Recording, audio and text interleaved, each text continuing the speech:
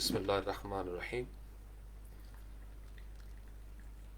अल्लाहुम्मा सल्लि अला मुहम्मदिन व आलिहि व इतरतिहि बिअददि कुल्लि मालूमिन लक। अस्तगफिरुल्लाहल अज़ीम ला इलाहा इल्ला हुवल हय्युल क़य्यूम व अतूबु इलैह। ला इलाहा इल्लल्लाहु मुहम्मदुर रसूलुल्लाह सल्लल्लाहु अलैहि वसल्लम। कुल हुवल्लाहु अहद अल्लाहुस समद लम यलिद व लम यूलद व लम यकुन लहू कुफुवन अहद।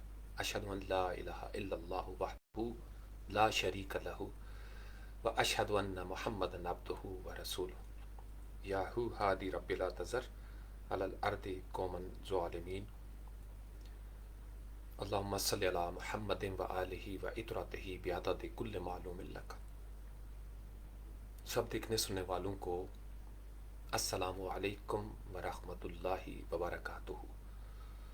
मैं उम्मीद करता हूँ अल्लाह रब्बुल आलमीन की बारगाह में कि आप सब लोग खैरियत से होंगे। आज 6 जनवरी है 2022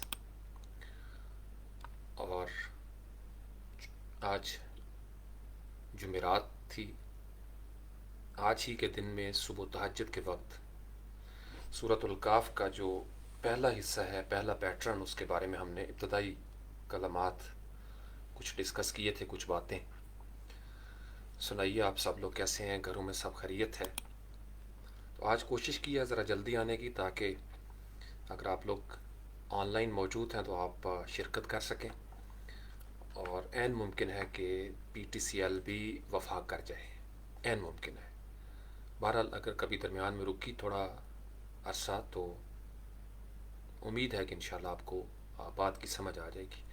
आवाज़ वीडियो वगैरह सब ठीक है? अपनी अपनी खैरियत बताएं ताकि मैं 2-4 घूंट चाय के भर लूँ और फिर बात का आगाज़ करते हैं। असल में ये फेसबुक का कुछ नया लाइव डैशबोर्ड नज़र आता है, तो आप अगर मैं कोशिश करता हूँ कि कमेंट्स जो हैं उनको भी पॉप आउट कर लूँ।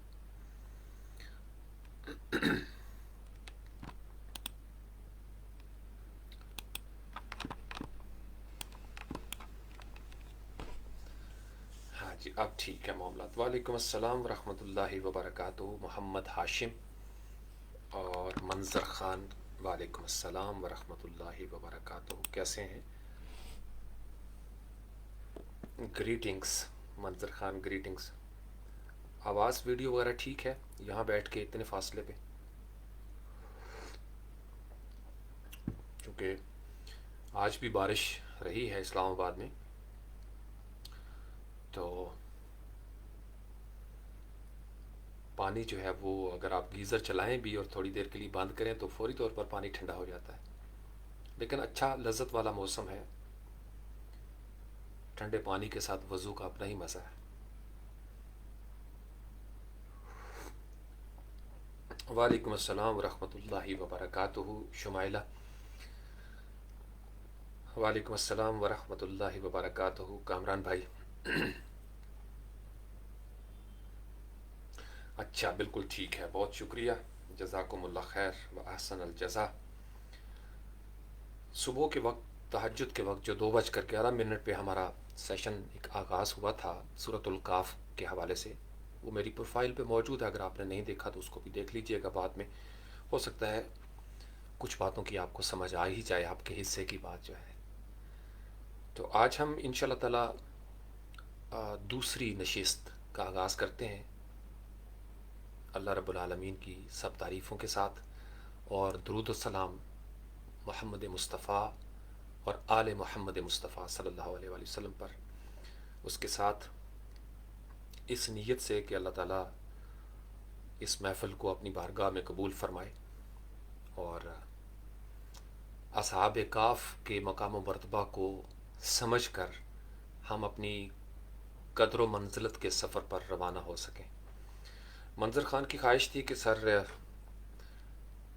जो मदीना मस्जिद के हवाले से है उस पर भी सेशन करें। तो मदीना मस्जिद का अभी तक चूँकि मुफ्ती तकी उस्मानी साहब का मैंने बयान सुना है, लेकिन मेरे पास चूँकि अभी रिसर्च के हवाले से कोई ख़ास मालूमात नहीं है, मैंने 1-2 दोस्तों से तकाज़ा किया है कि मुझे ग्राउंड रियलिटीज़ बताई जाएँ کہ دراصل چل کیا رہا ہے، چونکہ ابھی تک صرف میڈیا کی خبر ہے۔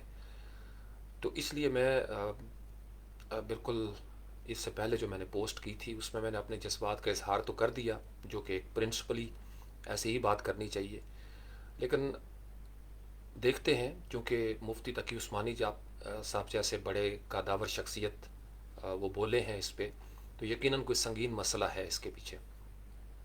میں چونکہ انتظار کرتا ہوں اسلامی معاملات میں علماء کرام کا پہلے، چونکہ وہ ہمارے امام ہیں، جب وہ بات کر لیں گے تو انشاءاللہ تعالیٰ پھر اس کا مطلب یہ ہے کہ بات ہمارے دائرے میں آ جائے گی۔ تو ابھی میں نہیں چاہتا کہ کسی بھی حوالے سے کوئی ایسی بات انجانے میں کر بیٹھوں کہ کسی پر ظلم ہو جائے، تو اس لیے صرف تھوڑا سا لکھا ہے منظر خان، تھوڑا انتظار کرتے ہیں۔ مجھے امید ہے انشاءاللہ تعالیٰ کہ اس میں سے خیر کا پہلو ہی نکلے گا کوئی نہ کوئی، چونکہ اتنا لوٹ مار کا نظام نہیں ہے کہ ایسی خام خواہ کچھ ہو جائے۔ بالعموم ہوتا یہ ہے کہ سیاست کی نظر کر دیے جاتے ہیں ایسے واقعات، اور اصل واقعہ کچھ اور ہوتا ہے، لیکن اس کی انٹرپریٹیشن کسی اور طریقے سے کی جاتی ہے۔ تو اس لیے let's wait for some time, کہ ہو سکتا ہے کہ ہمارے سامنے کچھ ایسی وہ چیز آ جائے۔ دوسرا یہ ہے کہ ہماری ایک ترتیب چل رہی ہے سورۃ الکاف کی۔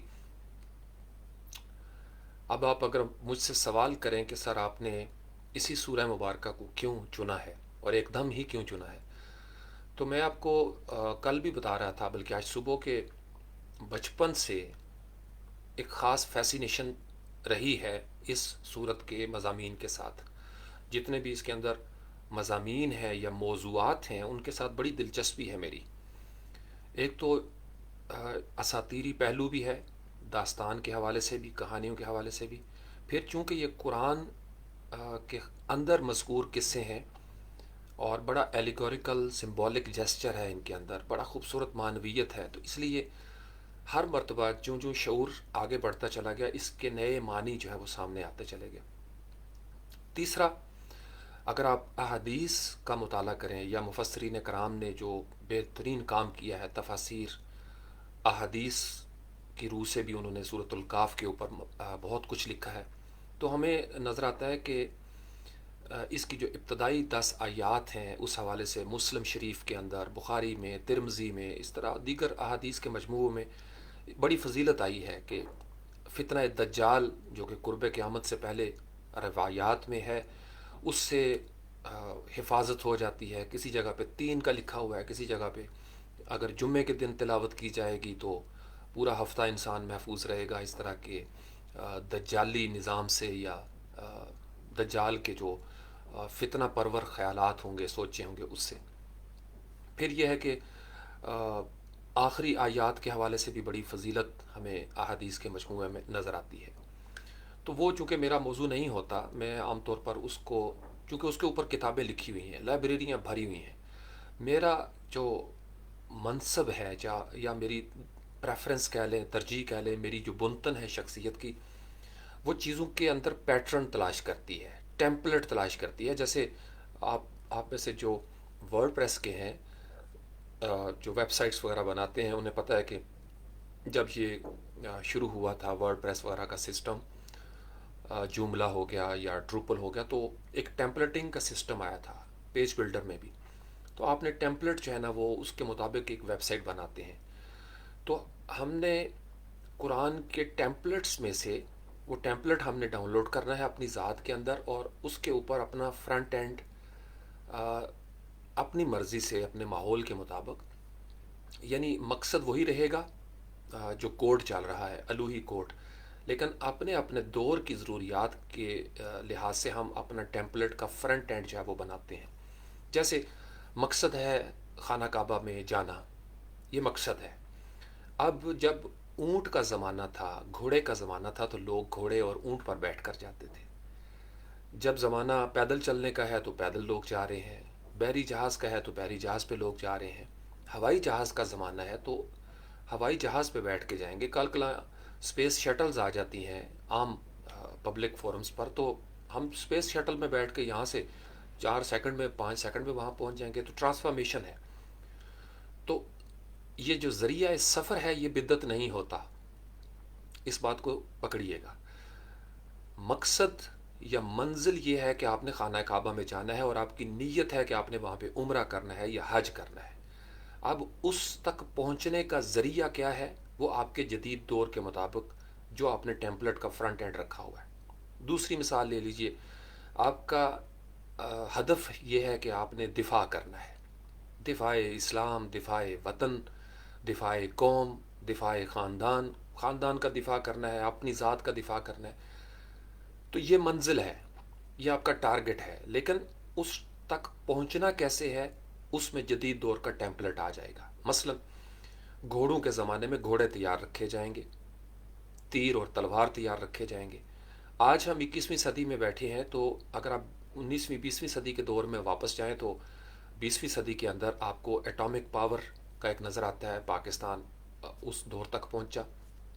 اب کچھ لوگ انجانے میں، نادانی میں یہ کہہ اٹھتے ہیں، اور یہ کہا جا سکتا ہے کہ بھئی آپ قرآن میں بتائیں کہ کیا ایٹمی توانائی کا لفظ لکھا ہوا ہے کہیں پہ، یا احادیث کی روح سے ثابت کریں. تو وہ اصول چونکہ نہیں جانتے، لہٰذا وہ چیزیں وائرل ہوتی جاتی ہیں بدعت کے عنوان کے تحت. تو ذرائع علم کے ہوں، کمیونیکیشن کے ہوں، یا علاج معالجے کے ہوں، روزگار کے ہوں، یا کچھ بھی ہو، ذریعہ یعنی میڈیم جو ہوتا ہے وہ بدعت نہیں ہوتا. بدعت اس وقت ہوتی ہے جب آپ کی منزل ہی تبدیل ہو جائے. جیسے تمام مسلمانوں کے لیے ایک اصول ہے کہ آپ کہیں بھی ہوں، wherever you are in the world, آپ نے اپنا چہرہ جو ہے وہ کر لینا ہے منہ طرف کعبہ شریف کے. یہ آپ کے لیے ایک اصول بنا دیا گیا، پرنسپل ہے. اب اگر آپ کل کو فیصل آباد میں کوئی خانہ کعبہ بنا لیتے ہیں، خدا نخواستہ لاہور میں بنا لیتے ہیں، ہمارے گجرات میں کوئی بندہ کہتا ہے جی کہ آج کے بعد منہ اس طرف کر کے میں نے نماز پڑھنی ہے، دس ول بی کالڈ بدعت. یہ اس لیے بدعت قرار پائے گی کہ یہ ایک نئی چیز ہے کہ مسلمان ایک طویل عرصے سے خانہ کعبہ کی طرف منہ کر کے نماز پڑھ رہے ہیں. تو آپ کی ایٹامک پاور ہو، یہ آپ کی منزل تک پہنچنے کا راستہ ہے کہ جدید دور میں اسی طریقے سے دفاع ہوگا. 21ویں صدی اور بیانڈ 21 سینچری آرٹیفیشل انٹیلیجنس کا زمانہ ہے، مشین ایج ہے، اسپیس کا زمانہ ہے، روبوٹک انٹرونشنس ہو رہی ہیں. اب اس روبوٹک انوینشن اور انٹرونشن کے دور میں آپ کو بھی دفاع کے لیے اس طرف آنا ہوگا. تو اس میں یہ بحث کرنا کہ یہ اسلام میں جائز ہے یا ناجائز ہے، یہ بالکل ایک بچپنے کی پمفلٹ ٹائپ آپ کی عقل ہوتی ہے. تو میڈیم یا آپ کا موڈ یہ بدلتا رہتا ہے وقت کے ساتھ ساتھ، ٹیمپلٹ کے ساتھ ساتھ. پھر اسی طریقے سے مقصد ہے کہ آپ کا جسم صحت مند رہے. تو جب حکماء کا زمانہ تھا، سنیاسی بابے ہوتے تھے، جڑی بوٹیوں کا زمانہ تھا، تو اس وقت لوگ وہ بھی کام کرتے تھے.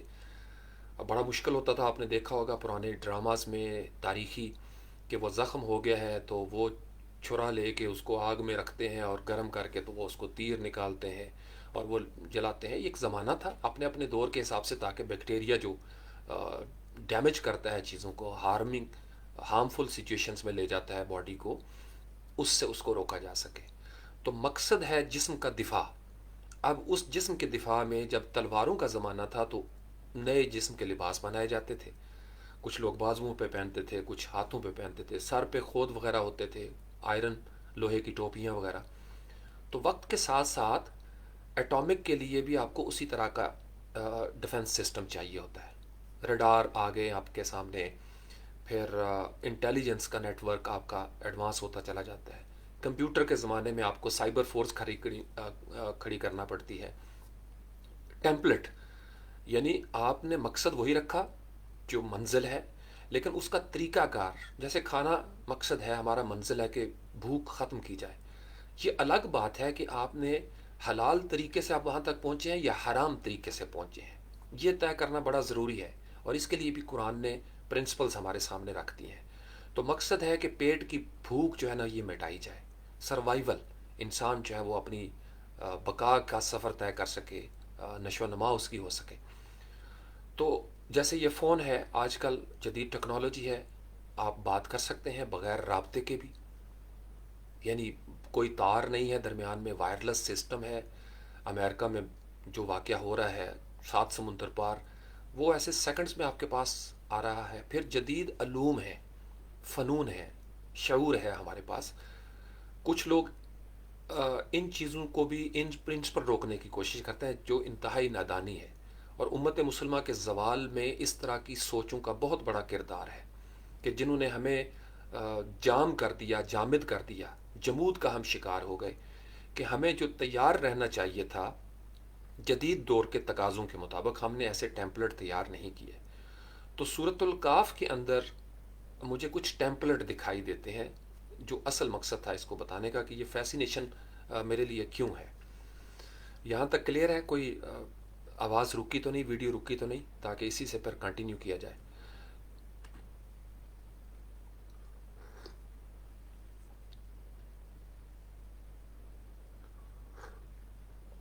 منظر خان، آپ کا سوال پہلے بھی میں نے پڑھا تھا، میرے خیال میں اس پہ 2-3 دفعہ بات کر چکا ہوں۔ کہیں سے بھی شروع کر لیں، آپ کہیں سے بھی شروع کر لیں، کسی کا بھی ترجمہ اٹھا لیں۔ علماء کرام ہیں جنہوں نے ترجمہ کیا ہوا ہے، آپ پروفیسر ڈاکٹر طاہر القادری صاحب کا، وہاں سے شروع کر لیں۔ مودودی صاحب کی تفہیم القرآن سے شروع کر لیں، آپ جسٹس کرم شاہ الازہری صاحب، ان کی اللہ کریم ان کا درجات بلند فرمائے، ان کا ضیاء القرآن، آپ وہ شروع کر دیں۔ آپ امام احمد رضا خان بریلوی رحمۃ اللہ علیہ، ان کا آپ کنز الایمان وہاں سے شروع کر دیں، جو آپ کے پاس موجود ہے۔ ہاں، یہ ضرور میں کہتا ہوں، چونکہ اردو زبان کا لب و لہجہ، اس کا اسلوب، اس کے الفاظ، ان کی تراکیب تھوڑا بدلتی جا رہی ہیں وقت کے ساتھ ساتھ، کوشش کریں کہ جدید عہد میں جو تراجم ہوئے ہیں، خواہ وہ مفتی تقی عثمانی صاحب کا ہو، ڈاکٹر اسرار احمد صاحب کا ہو، یا دیگر آپ کا جہاں بھی آپ کی افیلیشن، صرف آپ کو کرنا یہ ہے کہ شروع میں آپ صرف ترجمہ کے اوپر فوکس کریں، لفظ کے مقابلے میں لفظ۔ اور یہ یاد رکھیے گا کہ عربی زبان بڑی وسیع زبان ہے، اس کے ایک لفظ کے پیچھے کئی قسم کے الفاظ آتے ہیں، لیکن اس منزل پہ، اس سٹیج پہ جب آپ نے شروع کرنا ہے، مبتدی ہیں، تو آپ اس طرح کے چکروں میں نہ پڑے، ورنہ آپ کو شیطان روک دے گا اور آپ ہمیشہ اسی خانے میں جا کے گر جائیں گے کہ مجھے پڑھنا چاہیے، نہیں پڑھنا چاہیے، یہ میرے مسلک کا نہیں، وہ میرے مسلک کا نہیں۔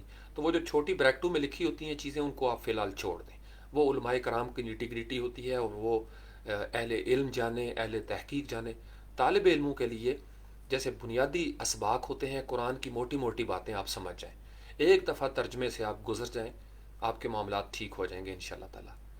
میں اپنے اندر اس طرح کا تعصب نہیں رکھتا کسی بھی حوالے سے۔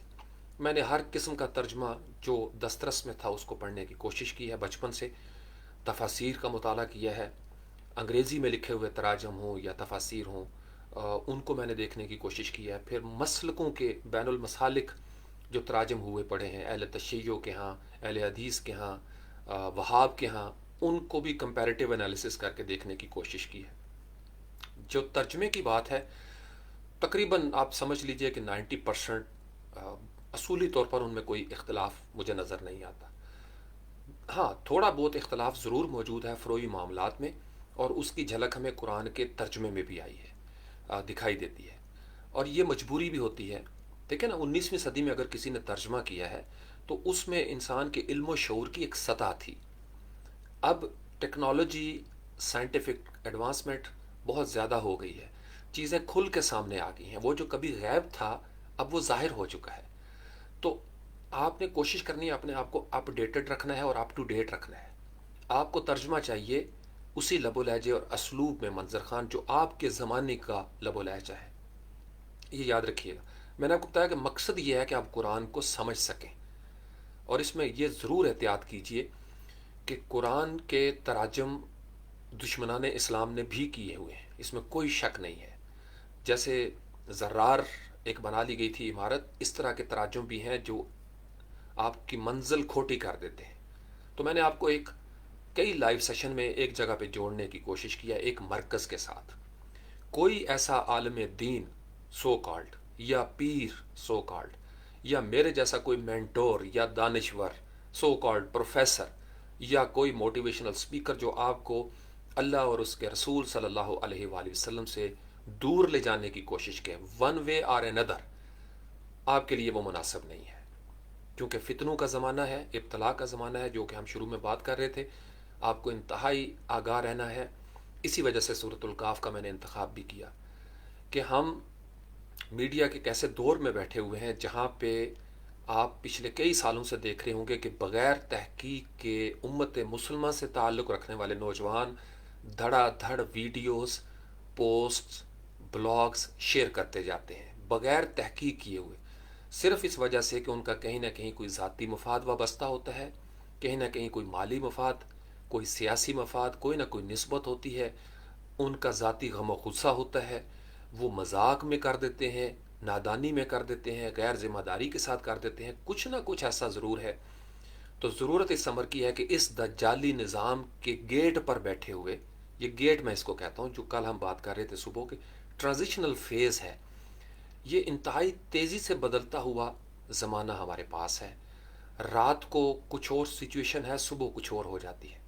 तो ज़रूरी है कि तमाम नौजवान सूरतुल काफ का बाकायदा तर्जुमा सीखें, समझें और इसके मज़ामीन को इंटेलेक्चुअल लेवल पे जाकर इसके बारे में गौर करने की आदत जो है वो डाल लें। ये बड़ा ज़रूरी है क्योंकि इसके सारे मज़ामीन जो बड़े बड़े हैं, कल भी हमने इस पर डिस्कशन की कि खा वो वाक़या हुआ साहब काफ का अपना, उस हवाले से उसके अंदर एक बड़ा खूबसूरत फितने और आजमाइश की बात की गई है।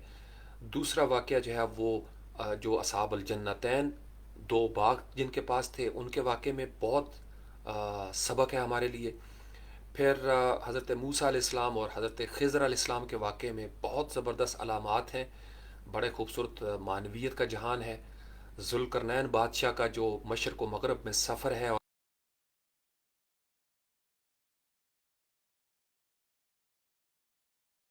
अगरचे इन पे इख्तलाफात मौजूद हैं, कुछ कहते हैं कि ये आ चुके हैं, तो मैंने कहा कि आप इख्तलाफात या ज़िद के चक्कर में इस स्टेज पे नहीं पड़े।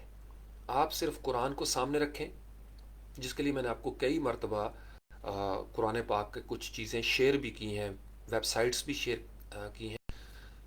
क्योंकि अगर आप यही सोचते रहे कि किसका पढ़ें और कहाँ से शुरू करें तो बहुत मुश्किल हो जाएगा। मैंने एक तरकीब आपको दी थी रमज़ान मुबारक में भी कि आखिरी 10 सिपारे पहले पढ़ लें, और कुछ नहीं कर सकते, 30वां सिपारा जो है ना उसको पकड़ लें। मैंने आपको सूरतों का भी बताया था कि आपने सूरतों की एक तरतीब बना लें, और कुछ नहीं कर सकते ना, मैं आपको एक और आपको टिप दे देता हूँ कि जो आपका नाम है मंजर खान, मीम नून जोए रे, अगर मीम के नाम से जो सूरतें हैं वो पढ़ लें, नून से जो शुरू होती हैं वो पढ़ लें, कोई जोए से शुरू हो रही है, रे से शुरू हो रही है, वो पढ़ लें। आप समझ रहे हैं, इन एक तालिब इल्म एक पैटर्न बनाता है, एक टैपलन। मैंने भी इसी तरीके से किया अपने आप को कंट्रोल करने के लिए।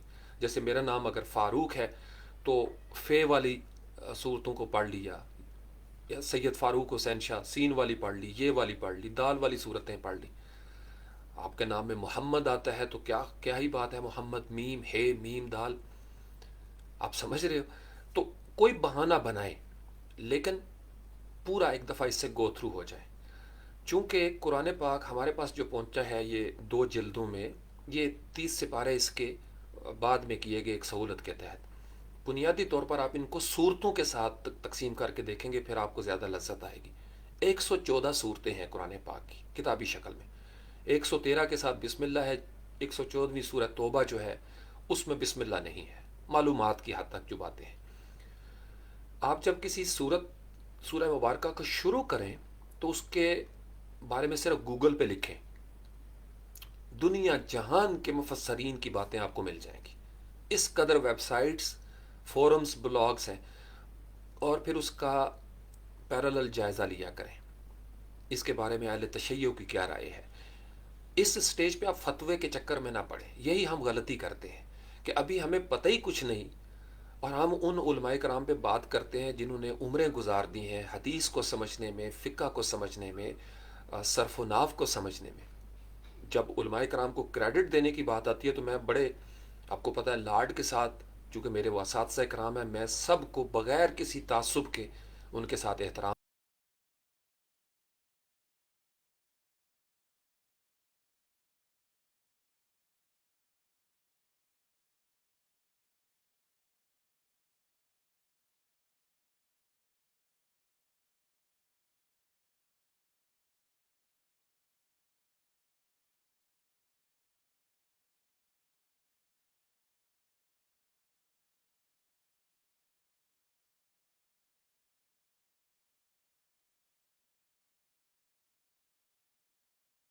के खुदा को झूठा ही कहेगा। तो मुझे ये हक नहीं पहुंचता کہ میں اگر اپنے وطن سے محبت کرتا ہوں تو میں کسی دوسرے کے وطن کو گالی دوں. اس کا سادہ سا مطلب یہ ہوگا کہ کوئی دوسرا بھی میرے وطن کو گالی دے گا، جس کے لیے میں نے آپ کو سمجھایا تھا قرآنی اور احادیث کی روح سے کہ بڑا بدبخت ہے وہ بچہ جو اپنے والدین کو گالیاں دے. صحابہ نے پوچھا یا رسول اللہ صلی اللہ علیہ وسلم کہ ایسا بدبخت بھی ہوگا کوئی اولاد میں سے؟ تو کہا ہاں، اگر کوئی کسی کے والد کو گالی دیتا ہے اور وہ پلٹ کر اس کے جواب میں اس کے والد کو گالی دیتا ہے تو گویا اس نے اپنے والد کو خود ہی گالی دی ہے.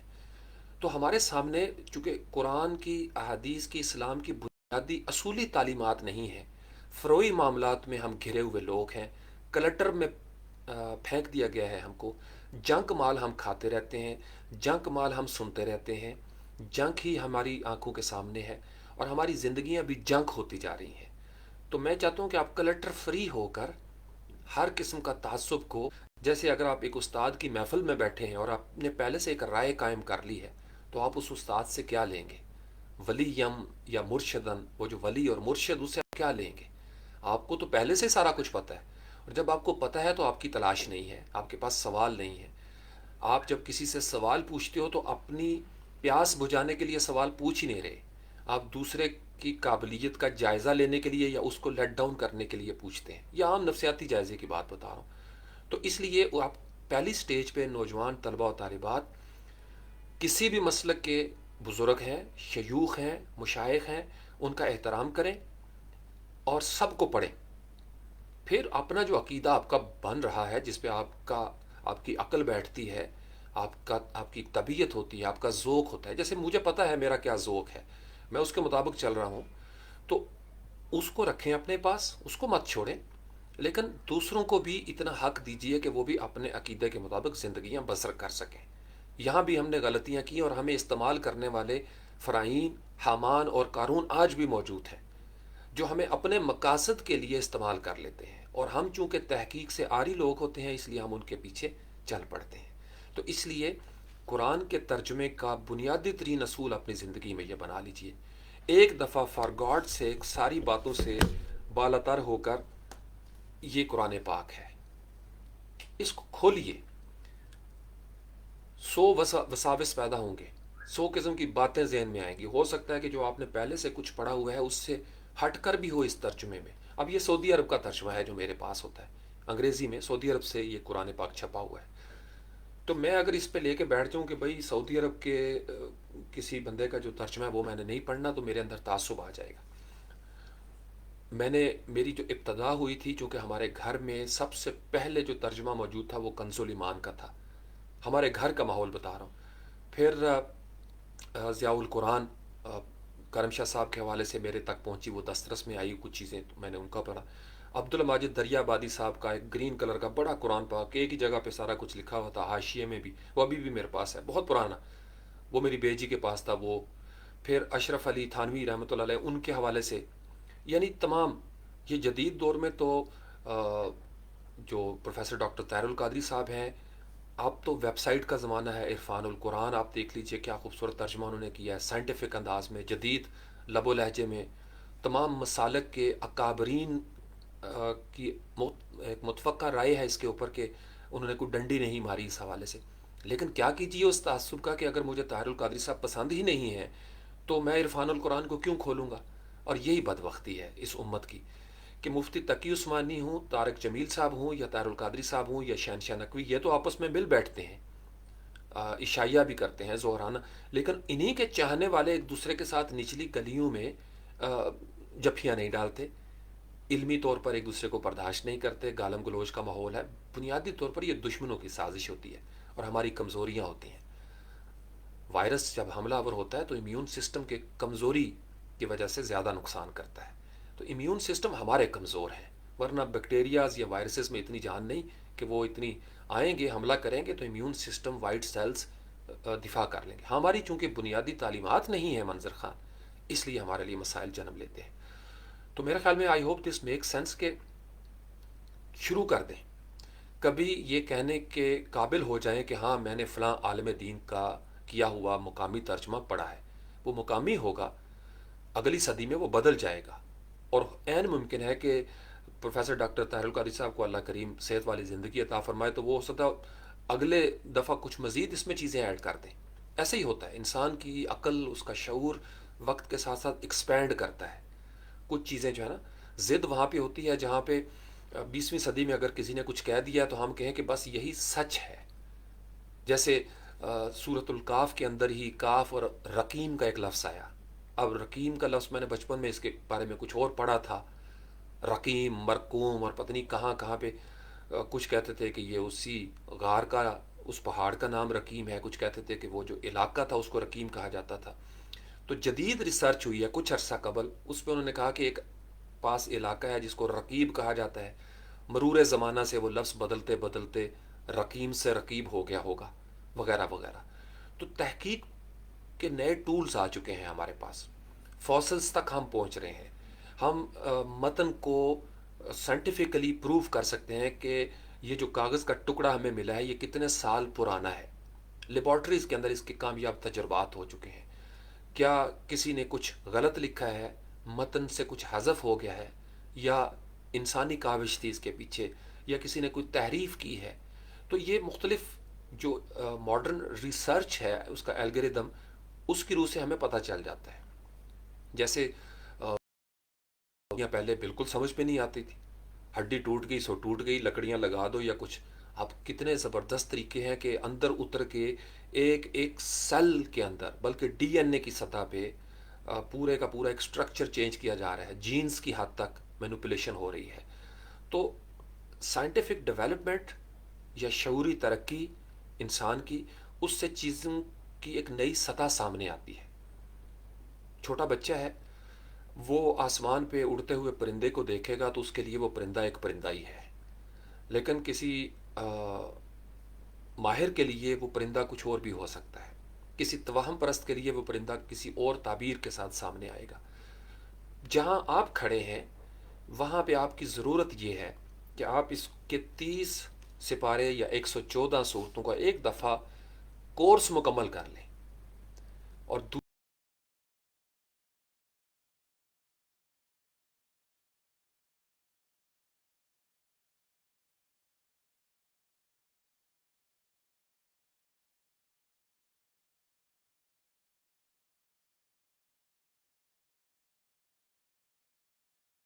جدید دور میں، یا اگر آپ چلے جائیں مفتی تقی عثمانی صاحب کے حوالے سے ہو، یا ڈاکٹر اسرار احمد صاحب، یا دیگر اہل تشیع میں تفسیر کوثر ہے، تفسیر المیزان ہے، اور پتہ نہیں بڑی زبردست تفاسیر ہیں. اگر آپ طباطبائی کی طرف چلے جاتے ہیں، انہوں نے اپنے علم اور شعور کی روح سے، اپنے مطالعے کی روح سے، اپنے ذہن و فکر کی قوت کے ساتھ انہوں نے کوشش کی کہ میں جسٹس کر سکوں. ہر بندے نے یہی کیا، ان کی نیت پہ شک نہ کیا کریں. لیکن 19ویں صدی میں یا 20ویں صدی میں کوئی چیز سامنے آئی ہے تو ظاہری بات ہے کہ 21ویں صدی میں زبان کا فرق آ گیا ہے، اسلوب کا فرق آ گیا ہے. جدید سائنسی ترقی بہت ساری نئی چیزوں کو جو کبھی غائب تھی اب وہ پیش کر رہی ہے. جیسے اگر آپ اسی پہ رکے ہوئے ہیں کہ جی ماں کے پیٹ میں کیا ہے اس کا پتہ نہیں چل سکا، تو پھر اس کا مطلب یہ ہے کہ آپ اپڈیٹڈ نہیں ہے. کیونکہ قرآن صرف ایک پابندی لگا رہا ہے، جو چیز آپ کی موجودہ انسانی عقل میں نہیں آ رہی، الذین یؤمنون بالغیب، جو چیز آپ کے غیب میں ہے آپ اس کو اس لیے مان لیتے ہیں کہ قرآن پاک میں اس کا ذکر آیا ہوا ہے. تو صحابہ اکرام رضوان اللہ علیہم اجمعین وہ بھی مان لیتے تھے. بہت ساری باتیں ان کی سمجھ میں اس وقت نہیں بھی آتی تھیں، لیکن اس لیے مان لیا کہ نبی کریم صلی اللہ علیہ وآلہ وسلم نے فرما دیا تھا. اور سچ یہی ہے کہ توحید کے بارے میں جس قدر بھی نظریات ہیں اسلامی دنیا میں، ان کا کسی کے پاس کوئی ثبوت نہیں ہے ذاتی طور پر. میں بڑے یقین سے آپ کو کہہ رہا ہوں، یہ جتنے فلسفے ہم نے گھڑے ہوئے ہیں نا، جتنے عقائد کی عمارت ہماری کھڑی ہے، یہ تھینکس ٹو نبی پاک صلی اللہ علیہ وآلہ وسلم. It is only because of ہم صلی اللہ علیہ وآلہ وسلم کہ ہمیں وننیس آف گاڈ کا یقین ہے. نہ میرے پاس کوئی پروف ہے کہ وہ موجود ہے اللہ، نہ میرے پاس یہ پروف ہے کہ وہ موجود نہیں ہے. لیکن واصف باصفا کے الفاظ میں فرما دیا صادق نبی نے صلی اللہ علیہ وآلہ وسلم، اور صادق کی ہر بات صادق ہے. نبی کریم صلی اللہ علیہ وآلہ وسلم نے کبھی جھوٹ نہیں بولا، کبھی، نیور. ہی واز صادق اینڈ امین صلی اللہ علیہ وآلہ وسلم. آپ علیہ السلام نے فرما دیا، چونکہ یہ 5 کل جو ہے نا، 4 کل جو بڑے معروف ہیں، 5واں کل جو ہے وہ سورت جن اس کا آغاز ہوتا ہے. یہ 5 کل ہیں, علمی نقطہ نظر سے بتا رہا ہوں. تو کل هو اللہ احد. اب میرا عقیدہ, if I am Muslim and if I am one of the followers of محمد صلی اللہ علیہ وآلہ وسلم, تو مجھے اللہ کی وننس کے اوپر ایمان لے کے آنا ہے, کیونکہ میرے جو پیغمبر ہیں نبی صلی اللہ علیہ وآلہ وسلم, انہوں نے فرما دیا. اس سے آگے میرے پاس کوئی ثبوت, کوئی دلیل نہیں ہے. یہ بالکل عقیدے کی روح سے میں آپ کو بتا رہا ہوں. یہ جتنا ہمیں توحید کے اوپر مضامین دکھائی دیتے ہیں, اللہ لامحدود ہے. کوئی اس کی حد دیکھے گا تو پھر سوچے گا نا کہ اس حد سے آگے بھی کوئی جا سکتا ہے. جب وہ لامحدود ہے تو اس لامحدود کے مقابلے میں کوئی لامحدود نہیں ہے. اللہ لامحدود ہے اور باقی سب اس کے اندر محدود ہیں, اس کے اندر. اب وہ جو اس کے اندر ہیں وہ کتنے اندر ہیں, کتنے محدود ہیں, کتنے لامحدود ہیں, یہ بحثیں متشابہات کی طرف چلی جاتی ہیں. تو توحید کی بھی ساری عمارت نبی کریم صلی اللہ علیہ وآلہ وسلم کا تعارف ہے, کیونکہ اس زمین پر اب نبی کریم صلی اللہ علیہ وآلہ وسلم کے پاس جو کچھ بھی آیا ہے وہ جیسے فرشتوں کا ایک پروسیس ہے, اللہ تعالیٰ نے ایک رکھا ہوا, حضرت جبریل امین علیہ السلام کا ایک پروسیس ہے, پھر اسی طریقے سے دیگر وحی کے معاملات, خواب کے معاملات, القاء کے معاملات, الہام کے معاملات, جتنا آپ گڑ ڈالتے جائیں آپ اس میں بحثیں کر سکتے ہیں. لیکن یہ سچ ہے کہ میرے انسانی عقل کے جہان اور الوہی عقل کے جہان کے درمیان ایک وسیلہ ہے, اور وہ پیغمبر ہے. پیغمبر انسانی عقل کے انتہائی نقطے پر بیٹھی ہوئی وہ ہستی ہے جو چوزن وان ہوتی ہے. اب وہ ایک ڈیوائن اسکرپچر لے کے آتی ہے. وہ موسیٰ علیہ السلام ہوں, ابراہیم علیہ السلام ہوں, داؤد علیہ السلام ہوں, عیسیٰ علیہ السلام ہوں, نبی کریم صلی اللہ علیہ وسلم, ان کا براہ راست ایک رابطہ ہوتا ہے, چونکہ ان کو چن لیا جاتا ہے, ان کو بھیجا جاتا ہے. رسول جن کو بھیجا گیا ہو پیامبر بنا کر, نبی جو کہ خبریں دیتے ہیں, بشیر اور نذیر ہوتے ہیں صلی اللہ علیہ وآلہ وسلم. تو ہمارے پاس اپنے پیغمبر کے ساتھ جڑنے کے سوا اور کوئی راستہ نہیں ہے. جو ہی ہم اپنے پیغمبر کو ایک لمحے کے لیے نکالتے ہیں اپنی زندگی سے, خاکم بدہن معاذ اللہ ثم معاذ اللہ, تو زرار مسجد کا وجود سامنے آتا ہے, خوارج کا وجود سامنے آتا ہے. ایسے ایسے فتنے دجال کی صورت میں جو کہتے ہیں کہ we don't need a profit. میں نے آپ کو بتایا تھا دجالی قوتوں کے پاس وہ سارے کام ہوں گے جو ہم نے پہلے اللہ کے ساتھ جوڑ رکھے تھے. اللہ کے ساتھ جو الوہی طاقتیں تھیں, اب سائنس زلزلہ کرنے کی پوزیشن میں بھی آ گئی. آپ سائنس کی سادہ سی مثال لے لیں, ایٹم بم جب تجربات ہوئے چاگی پہاڑ میں, تو ایک دفعہ وہ علاقہ بھی تھر تھر کانپا تھا. اسی کو زلزلہ کہا جاتا ہے کہ ایک جگہ پہ کوئی ایپی سینٹر ہوتا ہے اور باقی جگہوں پہ اس کی ویوز جاتی ہیں, وائبریشنز موو کرتی ہیں. انرجی جو ہے نا, یہ ساری کائنات توانائی کی شکل ہے. کہیں پہ توانائی ٹھوس ہے مادے کی صورت میں, کبھی آپ میٹر کو انرجی میں ٹرانسفارم کرتے ہیں, کبھی آپ انرجی کو میٹر میں ٹرانسفارم کرتے ہیں. خواہ اس کا تعلق E=mc² کے ساتھ ہو, جو مرضی اس پہ سائنس کی آپ ترقی پڑھ لیں, لیکن کہانی انہی دو چیزوں کے درمیان گھوم رہی ہے, جسم اور روح, آپ کا میٹر اور آپ کی انرجی. جسم بھی جمع ہوا توانائی کا خزانہ ہے, اسی لیے یہ ڈی کمپوز ہوتا ہے قبر کے اندر, اس لیے یہ آہستہ آہستہ پگھل جاتا ہے. برف, جمی ہوئی برف, اور جب پگھلتی ہے تو پانی بن جاتا ہے. اگین وہی ٹھوس مایا گیس والی کہانیاں یا پلازما کی کیفیت میں چلی جاتی ہے.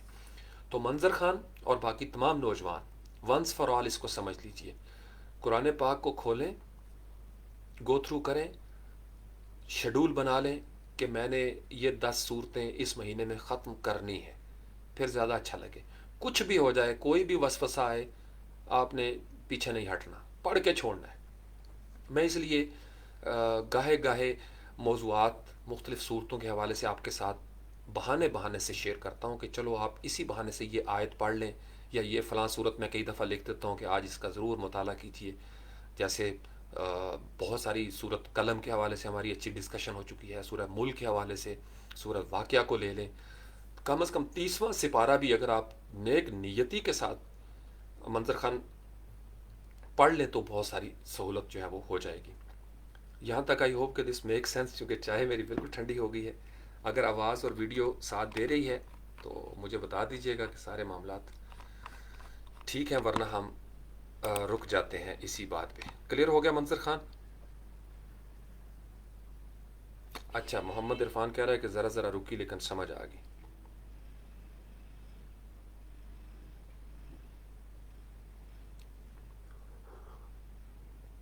چونکہ میرے پاس میسیجز جو ہیں وہ رک گئے ہیں، تو عین ممکن ہے کہ ویڈیو سٹریمنگ جو ہے وہ رک گئی ہو.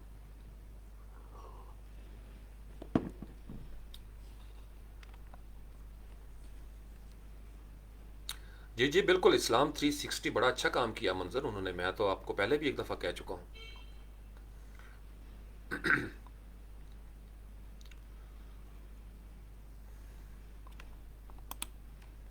اگر زیادہ رک رہی ہے تو میں اس کو میں رک جاتا ہوں تھوڑی دیر، کیونکہ اس لیے میں نے رات بھی 2 بجے کے بعد ہی آغاز کیا تھا، چونکہ اس وقت ساری دنیا ہی تقریباً رضائیوں میں اپنے اپنے موبائل لے کے گھسی ہوتی ہے پورے پاکستان میں. تو بینڈ وڈتھ کا مسئلہ بن جاتا ہے، اور ایک ہی پی ٹی سی ایل ہے، کیا کیجیے. تو اگر بہت زیادہ ڈسٹربنس ہے، موضوع سمجھ میں نہیں آ رہا، تو رک جاتے ہیں یہیں پہ. لیکن اگر کچھ چیزیں سمجھ میں آ رہی ہیں تو پھر ہم کنٹینیو کرتے ہیں اسی کو انشاءاللہ تعالی. چونکہ آپ لوگوں کے میسیجز بھی میرے پاس سنک نہیں ہو رہے سم ہاؤ. یا ہی یا کہ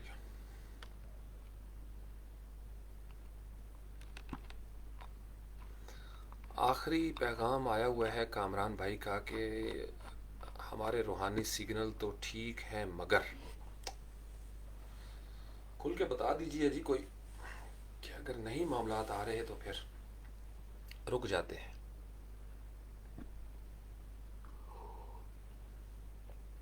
چلے گا انشاءاللہ. کامران بھائی آپ کے سونے کا ٹائم ہے، اگر سونے کا ٹائم ہو جائے تو آپ سو جائیے گا، صبح اٹھ کے دیکھ لیجیے. بالکل ٹھنڈی چائے پی ہے، اس لیے 2 4 گرم چائے کے گھونٹ بار لیے جائیں. کوئی اور بات فی الحال کریں، درمیان میں وقفہ کر لیتے ہیں. یہی تو لائیو سیشن کی سہولت ہے کہ اس میں آپ کے پاس you have got plenty of options to deal with. You can stop, you can pause, you can start, you can restart any time. Everything is under control.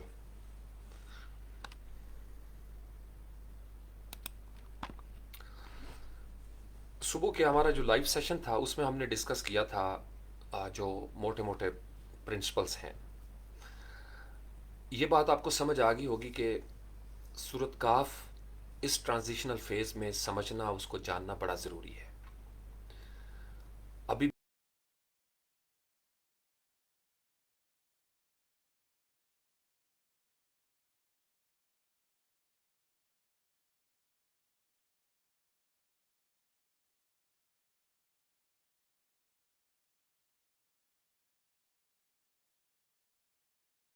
Science اسی معجزے کو حل کرنے کی طرف رواں دواں ہے.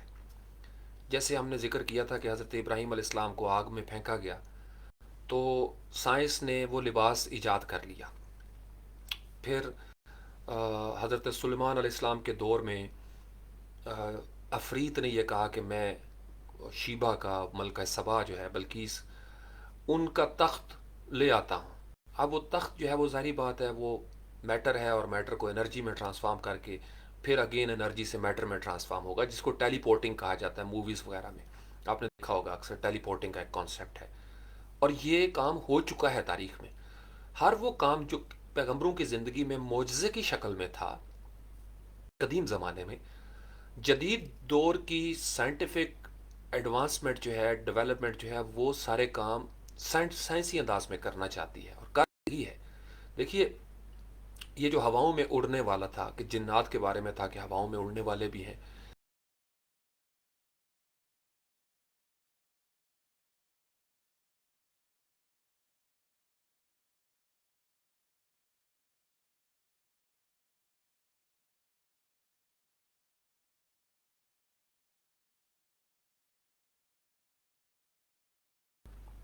سمندر کی ہم اس جگہ پر بھی پہنچے جہاں پہ پہلے لوگ نہیں پہنچے تھے. ہم نے زمین کی کھدائی اور کہاں کہاں ہم چلے گئے. ہم نے کیسی کیسی ڈاکیومنٹریز بنا لی ہیں، جنگلوں کا حال ہم دیکھ رہے ہیں.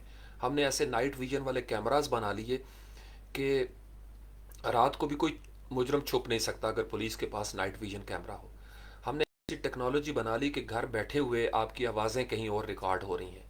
ہاں وہ گوگل ایپ کا جیسے ایک کانسیپٹ چلا ہوا ہے, آپ کے پاس سیل فون ہے اور آپ گریڈ اوپر ایک ریڈار کے اندر ایک مارک, ایک پوائنٹ ہے چھوٹا سا, تو پوری آن لائن گریڈ بنی ہوئی ہے اس دنیا کی. اور وہ وقت دور نہیں جب چپ کا زمانہ بھی ہوگا, ہماری جیب میں کوئی ایسی چیز ہو, ہمارے جسم میں کوئی ایسی چیز ہوگی کہ ہم سب کہیں نہ کہیں انرولڈ ہوں گے اور رجسٹرڈ ہوں گے, اور یہ ہونے جا رہا ہے. تو وہ سارے کام, وہ جو حاضر ناظر والے معاملات ہوا کرتے تھے یا دیگر معجزاتی کیفیات تھیں, کہ یا ساریہ تو الجبل ساریہ پہاڑ کی جانب دیکھ, تو پرانے دور کے لوگ تصور نہیں کر سکتے تھے کہ سینکڑوں ہزاروں میل دور کس طریقے سے آواز پہنچتی ہے. آج ہم یہاں سے موبائل پہ نمبر ملاتے ہیں, واٹس ایپ پہ, کوئی بندہ کینیڈا میں ہے, کوئی آسٹریلیا میں ہے, کوئی یو کے میں کلائنٹ بیٹھا ہوا ہے, کوئی امریکہ میں, and we can communicate with the client. No magic in it, no wonder, کوئی معجزہ نہیں ہے, سائنسی ترقی ہے. اصحاب کاف کی جو نیند ہے, اس کو سائنسی انداز میں ذرا سوچیے گا, اور پھر میں آپ کو اس کی وجہ بھی بتاتا ہوں. 309 سال تک, 300 سال یا لیونر کیلنڈر 309 سال, معجزہ ہے, بہت بڑا معجزہ ہے, چونکہ اللہ کی بڑی بلند شان ہے, اللہ کچھ بھی کر سکتے ہیں. اب یہ یاد رکھیے گا کہ جو قریش تھا قبیلہ, جو اس کا شان نزول صبح ہم نے ڈسکس کیا کہ یہود و نصارہ چونکہ اس سے پہلے ابراہیمی ادیان میں سے چل رہے تھے, عرب میں دعوی نبوت ہوا نبی کریم صلی اللہ علیہ وسلم کا, تو لوگ بڑی دور دور سے جو اہل علم تھے وہ آیا کرتے تھے. اس سے ہمیں یہ ایک تو ہم اخذ کر سکتے ہیں اس میں سے یہ کہ اس وقت ایسے لوگ موجود تھے جو صداقت کو سمجھتے تھے. تو اس لیے عیسائیوں نے ہمیشہ اس دور میں بھی دیکھیں تو قرآن نے ان کو ایج بھی دیا ہے کہ جو ان میں خوف خدا رکھتے ہیں وہ اس چیز کو مانتے ہیں اور وہ پہچانتے ہیں نبی کریم صلی اللہ علیہ وسلم کو. وہ نجران کا جیسے وہ ہمیں نظر آتا ہے واقعہ, تو وہ سوال انہوں نے کیے جن کا عرب کی پٹی ایک الگ چل رہی ہے. یہ حضرت اسماعیل علیہ السلام کے جو ڈسینڈنٹس ہیں, جو ان کی نسل ہے, یہ الگ چل رہی ہے. یہودی اور جو نصرانی تھے ان کے ہاں کچھ کہانیاں پہلے سے چل رہی تھیں. چونکہ نبی کریم صلی اللہ علیہ وسلم 571 سال عیسوی میں دنیا میں تشریف فرما ہوئے, یعنی حضرت عیسیٰ علیہ السلام کے تقریباً 571 سال کے بعد وہ زمانہ بنتا ہے. مور دین 500 ایئرس کر لیں, اور 500 سال میں دنیا کہاں سے کہاں چلی جاتی ہے, کہانیاں کہاں سے کہاں بدل کے پہنچ جاتی ہیں, زبانیں بدل جاتی ہیں, لباس بدل جاتا ہے, ثقافت بدل جاتی ہے, بہت سارا سوچنے کا سمجھنے کا انداز بدل جاتا ہے, کرنسی بدل جاتی ہے, ٹولز بدل جاتے ہیں, موڈ آف کمیونیکیشن چینج ہو جاتا ہے. تو اس سے پہلے حضرت موسیٰ علیہ السلام کا زمانہ ہے جو کہ یہودیوں کے ہاں میں دکھائی دیتا ہے, جو کہ روم کے جو ایک سلطنت تھی اور اس میں جو یہودی انفلوئنس تھا یا رومیوں کا انفلوئنس جو تھا, اس میں حضرت عیسیٰ علیہ السلام جب کھڑے ہوئے تعلیم لے کر, تو پرسیکیوٹ کیا گیا, ان کو پرسیکیوشن ہوئی, سخت ایذائیں دی گئیں, اور ان کے اوپر الزام تراشی ہوئی کہ یہ بلاسفیمی کرتا ہے, یہ ہمارے, چونکہ حضرت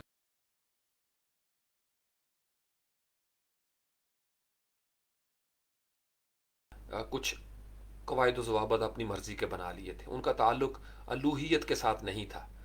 تو حضرت عیسیٰ علیہ السلام نے دوبارہ سے ان کو اسی ڈیوینٹی کے ساتھ جوڑنے کی کوشش کی, جس کی پاداش میں ان کو سزائیں دی گئیں اور ان کے ماننے والوں کے اوپر مختلف قسم کے آزمائشیں آئیں.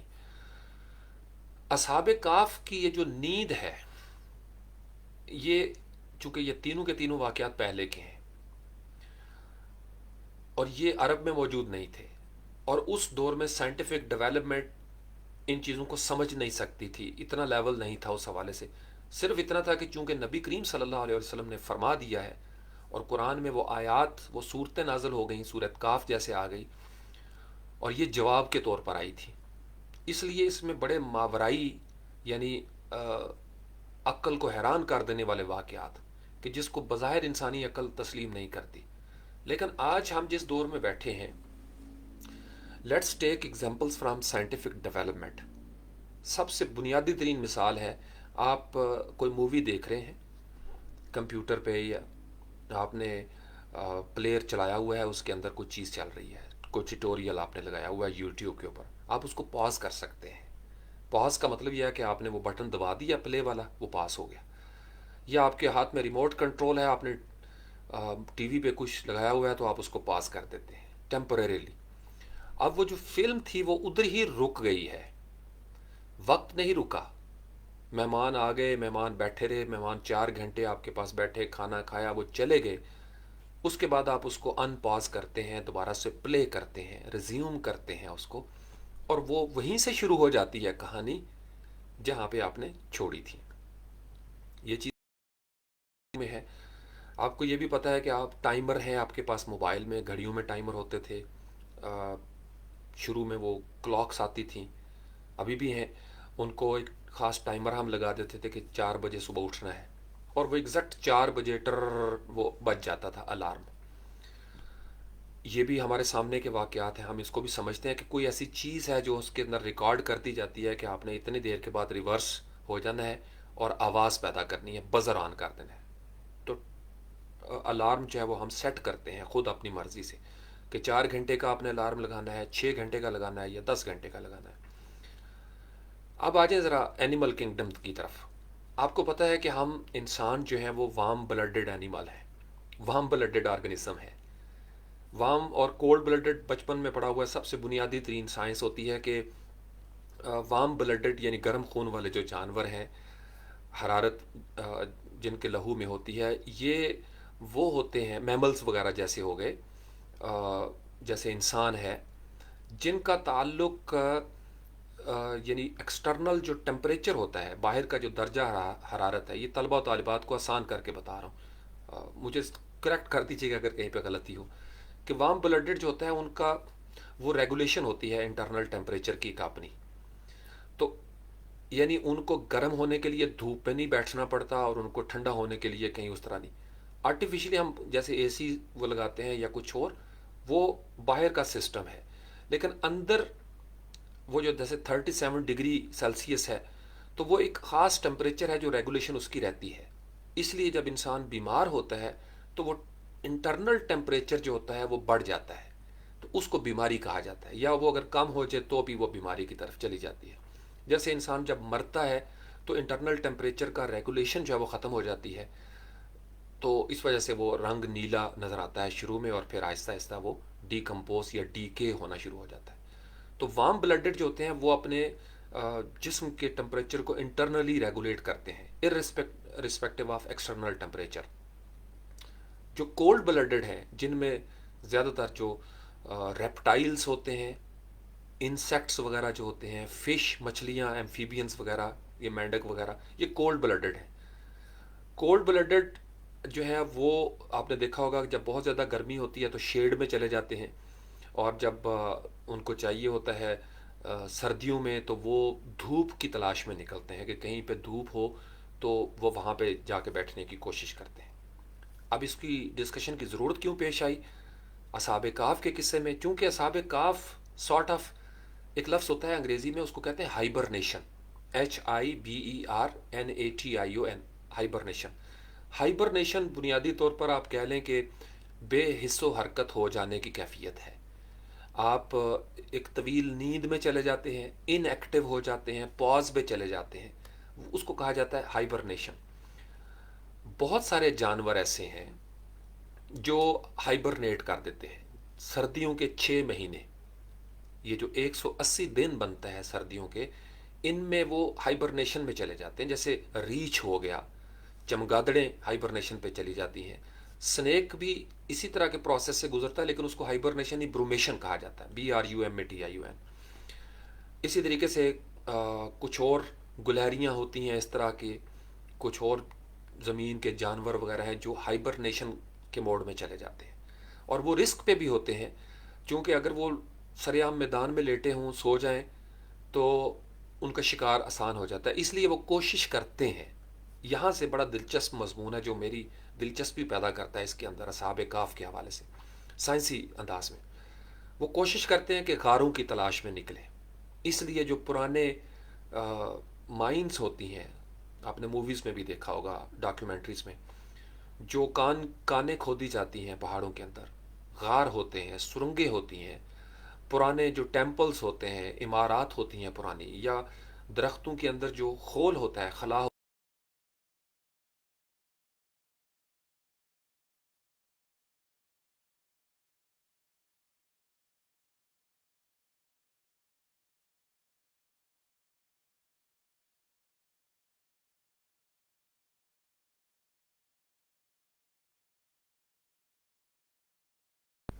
اب وہ 6 مہینے تک جو ہائبرنیشن پہ گیا ہوا اینیمل ہے وہ ڈکے نہیں ہوتا. اس کی وجہ یہ ہے کہ وہ ہے تو زندہ، صرف اس کے اندر کیا ہوا کہ اس میں بہت ساری چیزیں پاز میں چلی گئی ہیں. سانس یعنی سلو بریدنگ ہو گئی، ریٹ جو ہے اس کا سانس لینے کا وہ بہت آہستہ ہو جاتا ہے. دل کے دھڑکنے کی رفتار بہت آہستہ ہو جاتی ہے. بلڈ سرکولیشن بھی بہت آہستہ ہو جاتا ہے. اب جب بہت سارے عوامل اس طرح کے سلو ہو جاتے ہیں، سلو ریٹ پہ چلی جاتی ہے زندگی، بہت سلو ریٹ پہ چلی جاتی ہے، تو انرجی کا جو کنزمپشن لیول ہے وہ بہت سلو ہو جاتا ہے. اب ان کو چونکہ وہ ان ایکٹیو ہو گئے ہیں، لہٰذا ان کے جسم کے اندر موجود جو فیٹس ہوتی ہیں وہ آہستہ آہستہ کنزیوم ہونا شروع ہو جاتی ہیں، اور وہ آرام سے 3 مہینے، 6 مہینے یا 180 دن وہ نکال جاتے ہیں. اور ان کے دماغ کے اندر ایک سارٹ آف ٹائمر لگا ہوتا ہے اللہ تعالیٰ کی طرف سے. چونکہ وی بلیو ان گاڈ اس لیے ہم یہ لفظ استعمال کرتے ہیں. سائنس اس کو برین کے ساتھ جوڑتی ہے کہ جی ان کے دماغ کے اندر سم ہاؤ ایک ٹائمر لگا ہوا ہے جو ان کو جب بھی انہوں نے اٹھنا ہے ہائبرنیشن سے وہ نکلاتے ہیں. تو وہ ٹائمر ایک دم سے بجتا ہے اور اٹھتے ساتھ ہی پھر ان کو بھوک لگتی ہے، پھر وہ شکار کی تلاش میں نکلتے ہیں. سانپو کا جو برومیشن ہوتا ہے وہ سپٹمبر، اکتوبر، نومبر، دسمبر سے شروع ہو کر مارچ اپریل تک جاتا ہے. سانپ جب برومیشن کرتے ہیں وہ عام انسان یعنی جانوروں کی طرح ہائبرنیشن میں نہیں جاتے، لیکن وہ کیا کرتے ہیں کہ وہ کہیں پہ ان ایکٹیو ہو کے سست ہو کے بیٹھ جاتے ہیں بس. تو جب تک ان کو خطرہ نہ ہو وہ عام علاقوں میں دوڑتے بھاگتے نہیں ہیں. اگر فرض کر لیں آپ نے ان کو چھیڑا ہے جا کے، وہ کنڈل مار کے بیٹھا ہوا ہے کہیں پہ، اور ایسی جگہ پہ بیٹھا ہوگا جہاں پہ وہ آسانی سے نظر نہیں آتا، کہیں نہ کہیں بل میں گھس جاتے ہیں یا کہیں اور کسی پرانے درخت کی یا کیلے کے اندر کہیں گھس کے. تو جب تک کسی کا پاؤں نہیں آئے گا، آگ نہیں جلے گی، وہ ٹن ہو کے بیٹھے ہوتے ہیں، مست ہوتے ہیں. اب اس کا تعلق اب آجیے گا اصحاب کہف کے ساتھ. اس زمانے میں شاید ہائبرنیشن کے فلسفے کو اس طرح کلیئرٹی کے ساتھ نہ سمجھتے ہوں لوگ. میں اور آپ سمجھتے ہیں کیونکہ ہمارے روزمرہ سائنس میں یہ باتیں سامنے آ رہی ہیں ہائبرنیشن والی. اللہ تعالیٰ کی ذات اصحاب کہف کو غار کے اندر پاز پہ لے جاتے ہیں، اور اس طرح کہ ان کی آنکھیں بھی کھلی ہوئی ہیں، اور بڑی خوبصورت ایک آیا کریمہ ہے کہ اگر آپ ان کو دیکھیں تو آپ پر ہیبت طاری ہو جائے. قرآن چونکہ میں نے آپ کو بتایا جزیات میں نہیں جا رہا، ڈیٹیل نہیں بتا رہا سٹوری کی اس طریقے سے. ہم نے اس میں انفرنس کرنے ہوتی ہے، انفر کرتے ہیں ہم چیزوں کو. کچھ ہم قصص کی کتابوں سے مدد لیتے ہیں، کچھ روایات سے مدد لیتے ہیں، کچھ ہم اپنی عقل استعمال کرتے ہیں کہ ہماری روزمرہ زندگی میں ایسے ہی واقعات ہوں گے. وہ وہاں پہ سو جاتے ہیں. اب ان کا ریٹ، یہ جو میٹابولک ایکٹیویٹی ہوتی ہے، چونکہ جب آپ ابھی میں بات کر رہا ہوں تو آپ میٹابولک ایکٹیویٹی جاری ہے، اس لیے مجھے گلا خشک ہو جائے گا تو مجھے چائے کا سپ لینا پڑتا ہے یا پانی پینا پڑتا ہے، کیونکہ I need energy to move my hands. بولنے کے لیے انرجی چاہیے، دیکھنے کے لیے انرجی چاہیے. تو آپ کو بھوک لگ جاتی ہے، آپ کھانا کھاتے ہیں، چونکہ آپ چلتے رہتے ہیں دن بھر، کنزیوم ہوتی رہتی ہے، تو آپ کو انرجی کو جہاں جہاں کمی محسوس ہوتی ہے وہاں وہاں مزید انرجی. پیاس لگ رہی ہے تو پانی پئیں گے، بھوک لگ رہی ہے تو کھانا کھائیں گے، گرمی لگ رہی ہے تو پنکھا چلا لیں گے. ہم اپنی انرجی کو کول ڈاؤن یا وارم اپ کرتے ہیں، یا اس کی کمی پوری کریں گے. یا اگر بہت زیادہ کھایا ہو تو ہم کہتے ہیں نہیں مجھے بھوک نہیں ہے، یعنی you don't need extra energy. اور اگر آپ انرجی لے تو رہے ہیں فوڈ، لیکن کھاتے ساتھ ہی سو جاتے ہیں، تو پھر وہ فالتو چربی جو ہوگی جو لگ جانی چاہیے تھی جسم کو، وہ چونکہ فالتو ہے، ایکسٹرا آپ نے لے لیا، پیٹو ہو گئے ہیں، آپ ایکسرسائز بھی نہیں کر رہے، تو پھر وہ پیٹ نکلنا شروع ہو جاتا ہے. وہ گوشت ادھر سے بھی ڈھلکنا شروع ہو گیا، یہاں سے یہ ہپ جوائنٹس ہیں یہاں پہ جناب وہ لو ہینڈلز بننا شروع ہو جائیں گے، اور थाइस मोटी मोटी होना शुरू हो जाएंगी, वो जो पैंट 32 वेस्ट की थी वो अब 47, 48, 49 पे चली गई, आप मोटे होना शुरू हो जाते हैं, बल्की होना शुरू हो जाते हैं, जो कि एक्स्ट्रा फैट्स थी जो कंज्यूम नहीं हुई। तो अगर आप वर्कआउट करते हैं तो वो जो चर्बी होती है वो आपके जिस्म के मुख्तलिफ हिस्सों में ताकत या तवानाई या स्ट्रेंथ बन के वो लगना शुरू हो जाती है। असहाब काफ जब गार में गए तो पनाह लेने के लिए गए। अब इसके दो मानी हैं, एक तो वो वाक़या है सरसरी सा जो कुरान में हमें बताया गया, लेकिन एक उसकी सिंबॉलिक मीनिंग भी है जिस पे ज़्यादा मेरी दिलचस्पी होती है। सबसे पहला ये है कि वो खा के पहुंचे होंगे सुबह के वक्त वहाँ पे और फिर सो गए। जब सो गए तो अल्लाह ताला ने कुरान पाक में फ़दरबना का एक लफ्ज़ आया है कि हमने उनके कानों पर पर्दे डाल दिए। बड़ी खूबसूरत बात है कि अगर साइंस चाहे तो इंसान की हाइबरनेशन के लिए एक नया एक्सपेरिमेंट कर सकती है, एक नया क्लू उसको कुरान से मिल सकता है इस फदरबना लफ्ज़ के साथ। और अगर आप बायोलॉजी या ज़ुआलॉजी वाले हैं या आपकी दिलचस्पी है आपकी फील्ड में, तो हो सकता है ये आपको आपका थीसिस बन सके। कानों का जिक्र आया है, हमने उनके कान पर ज़रबें लगाई, पर्दे डाल दिए, फदरबना। तो ऐन मुमकिन है कि इंसान की जो हाइबरनेशन है वो क्वालिटी निकाली जा सके, उसको पढ़ा जा सके। कुछ ऐसा ज़रूर है जिसको रोक दिया जाए। प्लस मैनेजमेंट ये है कि वो गार का दहाना जो हमें बताया गया, जैसे अगर आप सूरज की तरफ मुंह करके खड़े हो जाएं जब सूरज तुलू हो रहा हो, तो आपके बाएं तरफ जो है वो आपका शिमाल होगा। शिमाल बाएं तरफ वाली चीज़ को, वैसे भी इसका मीन्स ये है जो बाएं तरफ होती है उसको शिमाल कहा जाता है, जो दाएं तरफ होती है उसको यमीन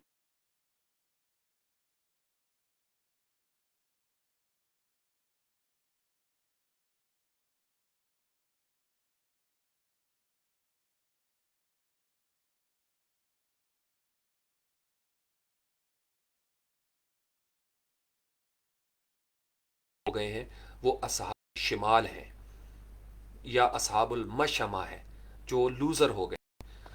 तो असहाब काब के किस्से में भी हमें सूरज जब तुलू होता है उसकी रोशनी जो है वो किस तरीके से दाएं तरफ से होके या बाएं तरफ से होके वो निकलती है। तो गोया एक मैनेजमेंट भी है हाइबरनेशन के अंदर कि अगर, और यहीं से हम एक और चीज़ समझ लेते हैं। डीकम्पोजिशन के लफ्ज़ पे पहले भी एक दफ़ा बात की थी। आपको पता है कि एक इंसान जब फोत हो जाता है तो उसके ठीक 4 मिनट के बाद, यानी कुछ ही मिनटों में, हो सकता है आने वाले वक्तों में मज़ीद रिसर्च हो, तो डीके का अमल स्टार्ट हो जाता है। उसकी रीज़न क्या है? चूंकि अब आपका जिस्म ऑक्सीजन नहीं ले रहा, आपको जो ही उन्होंने वेंटिलेटर से हटाया, आपके लंग्स, वो आपका डायफ्राम, जो भी आपके ऑर्गन्स हैं वो नहीं ले रहे रेस्पिरेटरी सिस्टम के साथ ऑक्सीजन को, ब्लड को ऑक्सीजन नहीं मिल रही, लिहाजा वो स्टैंड स्टिल पे चला जाता है। दिल भी रुक गया, वो पंपिंग मशीन ही रुक गई। तो फिर वो जो मालिक्यूल्स होते हैं उनके अंदर वो एक तेजाबी कैफियत, इम्यून सिस्टम चूंकि रुक गया है, ये डेथ की बात कर रहे हैं। हाइबरनेशन में डेथ नहीं हो रही, उसमें ज़िंदगी स्लो हो जाती है, जबकि मौत के अंदर ज़िंदगी रुक जाती है। कोई भी चीज़ जब रुक जाती है तो जोहड़ बन जाती है। इंसानी जिस्म जब रुक जाता है तो जोहड़ बन जाता है, जोहड़ में स्मेल होती है। जब इंसानी जिस्म डीके की तरफ जाता है, डीकम्पोज होता है, ओपन एयर में अलग फिनोमिनन होगा, आम मिट्टी में दफन करेंगे तो अलग फिनोमिनन होगा, कुछ ख़ास मिट्टियाँ होती हैं उसका अलग होगा, कलर वाली ज़मीन का अलग होगा, समुंदर में उस जिस्म को फेंक दिया जाए तो डीकम्पोजिशन का अलग फास्टर रेट के साथ डीकम्पोज होगी। फिर टेम्परेचर होता है, वो भी मैटर करता है, टेम्परेचर जो है। फिर कुछ नमकियात, कुछ तेज़ाबी कैफियात, फिर वो जो बैक्टीरिया का जो सिस्टम था, जो आपकी अंतड़ियाँ होती हैं ना, छोटी और बड़ी अंतड़ियाँ, जहाँ पे गट एक होता है जो दरमियान में एक कह लें कि दो पाइप जहाँ पे जुड़े हुए हैं, उसमें कुछ रहते हैं बैक्टीरियाज। जो ही इम्यून सिस्टम रुका, वाइट ब्लड सेल्स जो थे वो रुक के, इसलिए जब वाइट ब्लड सेल्स कम होते हैं तो डॉक्टरों को परेशानी लाहक हो जाती है और कहते हैं फौरी तौर पर वाइट सेल्स का बंदोबस्त किया जाए। चूँकि اگر وائٹ سیلز کم ہو جائیں گے تو وہ گٹ کے اندر سے وہ جو بیکٹیریا ہے ہارمفل وہ نکلتا ہے اور وہ جسم کے ساتھ شامل ہو کے مختلف حصوں میں پہنچنا شروع کر دیتا ہے. یہ بنیادی سائنسی تصورات ہیں. تو وہ جو بیکٹیریا ہے وہ جب ڈیتھ ہو گئی تو اب وہ آزاد ہے. جب آزاد ہے تو وہ سب سے پہلے کیا کرتا ہے؟ اب دیکھیے نا، وہ ہے ہی انٹسٹائن کے اندر، وہ انتڑیوں کے اندر ہے. سب سے پہلے وہ ان کو کھائے گا، پھر اس کے قریبی ٹیشوز کو کھائے گا. یوں پھر کرتے کرتے یہ جو آپ کا دل، اپنا جگر ہے آپ کا، نرم نرم چیزیں جو ہے وہ کھاتے ہیں. پھر جا کے باری آتی ہے دل کی، باری آتی ہے پھر ہڈیوں کی باری آتی ہے. اب اس میں 80 سال بھی لگ جاتے ہیں، اس میں 40 سال لگ جاتے ہیں، ہزاروں سال بھی بعض کا فاصل پڑا رہتا ہے. اگر کافن کے اندر ہو، ڈبے میں باکس میں بند کر کے آپ نے میت کو دفنایا ہے تو پروسیس، چونکہ اب ٹمپریچر یا ہوا یا ہیٹ، وہ الگ سے اس کا پروسیس شروع ہوگا. پھر بھی وہ جو جلد ہوگی وہ لیکوفائی ہوگی. اس کی 4 سٹیجز ہیں کس طریقے سے یہ وہ لیکوفائی ہو کے پھر آہستہ آہستہ وہ اسکیلٹن کی طرف، یعنی اپنا ہی گوشت جل کے ہڈیوں کے ساتھ چمٹ جائے گا جو ڈبے میں بند ہوتے ہیں. فیونرل والے جو ہے نا، اگر آپ دیکھیں کبھی ویب سائٹس پہ تو وہ پورا ایک پروسیس بتایا ہوا ہے کہ کتنے عرصے کے بعد ڈی کے شروع ہوگا. اور پھر ایک وقت آتا ہے کہ وہ ہڈیاں بھی آہستہ آہستہ گل سڑ جاتی ہیں. پرانے قبرستانوں میں اگر آپ چلے جائیں تو بہت ساری قبریں خالی ہو چکی ہوئی ہیں جن کو پہلے دفن کیا گیا تھا. وہ ہڈیاں چونکہ کیمیکل ری ایکشن ہو رہا ہے، زمین کے ساتھ وہ جڑ گئیں تو وہ آہستہ آہستہ ہڈیاں ڈکے میں چلی جاتی ہیں. وہ بھی جو میٹر تھا، مادہ، وہ توانائی بن کے واپس زمین میں جذب ہو جاتا ہے. مٹی سے آئے تھے، پہنچی وہیں پہ خاک جہاں کا خمیر تھا. اصحاب کاف کے اندر ہمیں یہ چیز نظر نہیں آتی کیونکہ اس میں ایک بڑا خوبصورت سمٹم نظر آتا ہے، ایک پیٹرن، ایک ٹیمپلٹ، کہ ہم ان کو کروٹیں بدلتے رہے، یمین اور شمال، یعنی دائیں طرف بھی ان کو کروٹیں بدلی ہم نے اور بائیں طرف بھی کروٹ بدلی. اس سے بھی ایک چیز ظاہر ہوتی ہے کہ ایک تو ان کو سلا دیا گیا اللہ کی طرف سے، اور سلانے میں ذکر آیا ہے کانوں کا. پھر سورج کو حکم دیا، دھوپ کو، کہ تم نے دائیں بائیں سے ہو کے گزرنا ہے، براہ راست نہیں جا کے ان کے جسم کے چھیڑنا. پھر وہ مسلسل زمین کے ساتھ ان کا تعلق نہیں بنا. کوئی ایسا سسٹم، ہمارا تو عقیدہ ہے نا کہ فرشتے مقرر تھے اس چیز کے لیے، جو ان کی باقاعدہ انہوں نے لاڈیاں کی، جیسے مائیں کرتی ہیں لاڈیاں بچوں کو کروٹیں بدلواتی رہتی ہیں، گیلی جگہ پہ خود لیٹ جاتی ہیں، خشک جگہ پہ بچوں کو لٹاتی ہیں. تو وہ جو نیک نوجوان تھے، مسیحی نوجوان، ان کو کروٹیں بھی کبھی دائیں طرف کر دیا کبھی بائیں طرف کر دیا. چوتھا، اس میں ایک اسپرچل انوائرمنٹ بھی تھا کہ اگر تم دیکھو تو تم پر ہیبت طاری ہو جائے. اب میں بڑا سوچتا تھا ہیبت 2 طرح طاری ہو سکتی ہے. دیکھیے نا، وہ مطلوب تھے. ایک علاقے میں آپ لوگوں کو وہ مطلوب ہیں، ریاست کو وہ مطلوب تھے کہ بھائی جہاں سے ملے ان کو پکڑ کے لے کے آئیں تاکہ ان سے پوچھیں کہ تم ایک اللہ کو کیوں مانتے ہو. اسی لیے غاروں میں پناہ لی گئی تھی نا. یہ انفر کر رہا ہوں کہ یہ واقعہ ہوا تھا اور قصص کی کتابوں میں یہ لکھا ہوا ہے اسی تفصیل کے ساتھ. تو وہ انہوں نے چھپ کے وہاں پہ پناہ لی. نصارہ کے ہاں یہ ہے کہ وہ ان کو بند کر دیا گیا تھا اور پھر کافی عرصے کے بعد غار کو منہ کھولا گیا تو وہ زندہ تھے. نصارہ کے ہاں بعض کچھ لوگ کہتے ہیں 186 سال تک وہ لے. وہی بحث چلتی جس پہ ہم نے صبح بات کی تھی.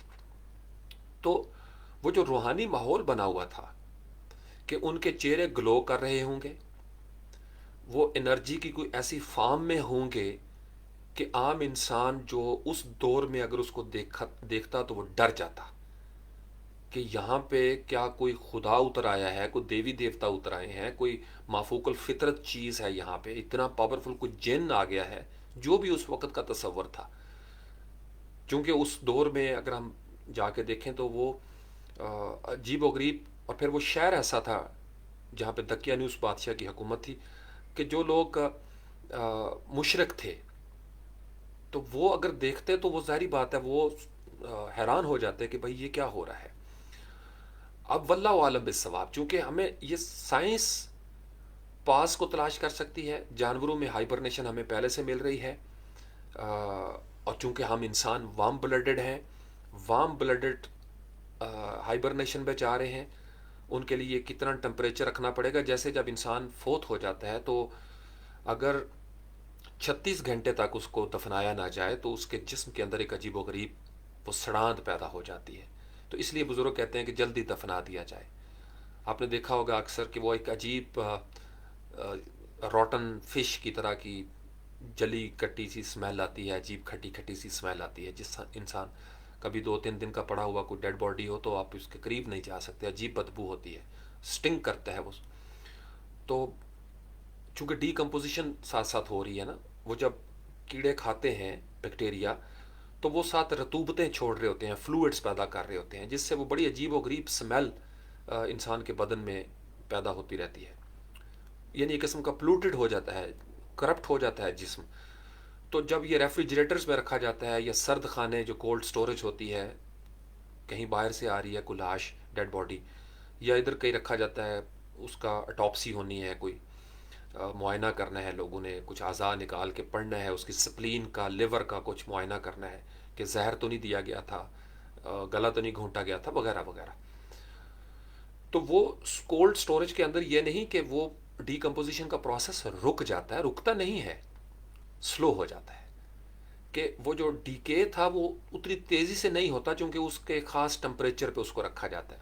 चूँकि वो जो वार्म ब्लडेड जिस्म था, अब इंटरनली वो उसको रेगुलेट नहीं कर पा रहा टेम्परेचर को, इसलिए आर्टिफिशियली हमें टेम्परेचर को रोकना पड़ता है, ताकि इसलिए जो बर्फ़ानी इलाकों में फॉसल्स मिलते हैं वो बिलअमूम बिल्कुल ठीक हालत में मिल जाते हैं। जहाँ हज़ारों साल से बर्फ़ पड़ी हुई है, वहाँ पे जो भी चीज़ उसके अंदर है वो उसी तरीके से एज इज़, जिस पे वो विंटर सोल्जर और इस तरह की कॉन्सेप्ट उन्होंने मूवीज़ में वो पेश किए हैं कि वो जमी हुई चीज़ें थीं, वो हाइबरनेट। कुरान ये कहता है मुख्तलिफ जगहों पर कि ये लोग कहते हैं कि कैसे उठा खड़े करेंगे, तो इनसे फरमाइए कि तुम देखते नहीं ज़मीन मुर्दा, बारिश बरसती है और उसमें जड़ी बूटियाँ निकल आती हैं, घास उग आती है, ऐसे ही मैं तुम्हें उठा खड़ा करूँगा क़यामत के दिन। और इसमें भी बड़ी साइंस है, मैं इसको साइंटिफिकली देखता हूँ। उसी बीज के अंदर किसी हालत में उस ज़मीन के अंदर बीज मौजूद होता है। इंसान जब बिल्कुल डीकम्पोज हो जाएगा जिस्मानी तौर पर, तो इसी मिट्टी के अंदर से वो एनर्जी दोबारा से मैटर बनेगी, ट्रांसफॉर्म होगी। वल्लाहु आलम बिस्सवाब कि वो प्रोसेस क्या होगा। साइंस, मेरा यकीन है, कामिल है। जो जो हम आर्टिफिशियल इंटेलिजेंस के अगले ज़माने में पहुँचेंगे, साइंस ये प्रोसेस समझने में कामयाब हो जाएगी। मैंने तो आपको बड़े यकीन से कहा हुआ है, ये कोई ऐसी चीज़ नहीं है कि जो छुपी रहे। ये आज की तारीख में बहुत सारी बातें हमारी समझ में नहीं है, और जो चीज़ हमारी समझ में नहीं आती वहाँ पे मुसलमान के लिए लाजिम है कि वो ईमान बिल गैब, ये लाजमी चीज़ है, वो उसके ऊपर ईमान लेकर आए। साइंसदान की मजबूरी यह है कि वो हर चीज़ को अक्ल की रूह से समझना चाहता है। मोमिन की सहूलत यह है कि वो जिन चीज़ों की समझ उसको नहीं आती वहाँ पे वो वही का सहारा लेता है। ये बुनियादी सा फ़र्क है दीन के पैरोकारों में और अक्ल के पैरोकारों में। इसलिए मैं कहता हूँ कि अक्ल वही है और वही भी अक्ल है। अक्ल जो है वो एक महदूद जमी हुई महदूद प्लेनेट के अंदर वही की एक शक्ल है, जिसका ताल्लुक ज़रूर है वही के साथ। हम कहीं छुपे हुए नहीं रह सकते अल्लाह से। तो अगर हम पहाड़ की खो में बैठे हों, कुएं के अंदर हों, कहीं किसी महफूज किले में भी हों, हम अल्लाह के कंट्रोल में हैं। वो अंदर से नखन अक़रबु इलैहि मिन हब्लिल वरीद, तो उसकी वजह यही है कि उसने जो कुछ दिया हुआ है हमें, वो इनके अंदर ही उसका सिस्टम भी चल रहा है।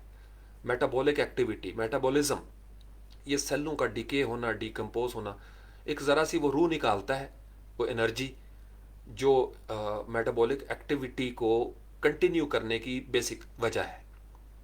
रूह की अगर मेडिकल तारीफ़ की जाए तो ये मेटाबॉलिक एक्टिविटी को उसकी ट्रिगर है, वो सोर्स ऑफ एनर्जी है जो मेटाबॉलिक एक्टिविटी का ज़मानत देने वाला जामिन है। It ensures metabolic activity. What is soul in medical terms, in biological terms, in zoological terms? It is a source of energy to uh, ensure the continuity of metabolic activity.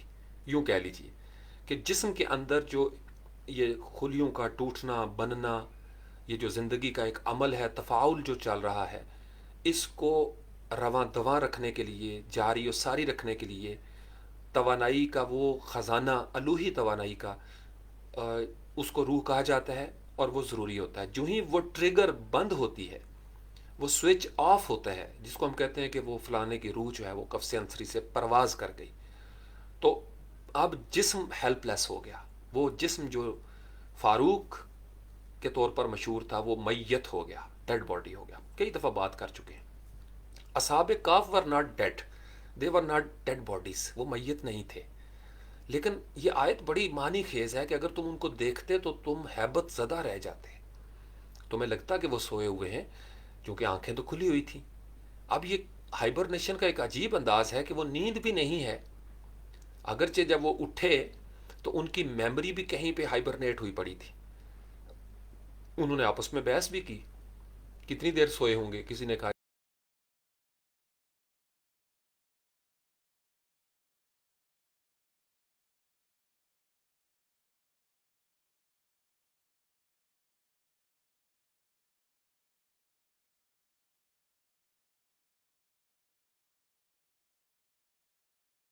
مطلب تو یہی بنتا ہے کہ آپ نرمی سے بات کرنا، ولیتلطف. میں اس کو لاڈ سے جب سمجھتا ہوں اپنے اسٹوڈنٹ لیول پہ تو مجھے لگتا ہے کہ جب تم بازار میں جاؤ، یہ وہاں پہ لفظ آیا تو خوراک، چونکہ وہاں سے ان کو لگتا تھا کہ وہ پہچان لیں گے، پکڑ لیں گے تو دوبارہ سے ہمیں سزائیں دیں گے یا ہمیں اپنی طرف اپنے دین کو بدلنے کے لیے ہمارے اوپر ظلم و ستم کریں گے. تو ولیتلطف یعنی بلینڈ ان کر جانا، وہاں پہ اس طریقے سے جانا کہ پکڑے نہ جانا، اور بالکل لو جس کو کہتے ہیں نا انڈر گراؤنڈ ہو کے وہ والی سچویشن ہمیں ولیتلطف میں. اور لطافت کے ساتھ بھی اس کا تعلق ہو سکتا ہے کہ لطیف ہو کے جانا، کثیف نہ ہونا. یوں بھی سمجھ لیجئے کہ یعنی اتنا نمایاں نہ کرنا خود کو کہ پکڑے جائیں اور ہمارا راز کھل جائے اور ہم اپنے مشن سے رک جائیں جو جس مقصد کے لیے ہم نے ہجرت کی ہے. اس میں نوجوانوں کے لیے بڑا لیسن ہے. زمانہ یہ دجالی نظام کا زمانہ، آپ کی زندگی میں دو آپشن ہوں گے. یا آپ اپنے سماج، اپنے عہد کے جہالت بھرے انداز کو اپنا لیں اور ان کے مطابق زندگی گزاریں، تو پھر آپ سے ساری دنیا خوش ہو جائے گی. آپ کا کانٹینٹ وائرل ہوگا، آپ ارب پتی کھرب پتی بھی ہو جائیں گے. لیکن ایک ہے مجاہدوں بھری زندگی، مشکلات کی زندگی، اور وہ اسی یقین کے ساتھ آپ کے سامنے آئے گی کہ آپ نے ایک اٹرنل لائف کی طرف جانا ہے. اور اس کے لیے اصحاب کہف بہت بڑا رول ماڈل ہے. ہر دور کے نوجوانوں کے لیے اصحاب کہف بہت رول ماڈل ہے.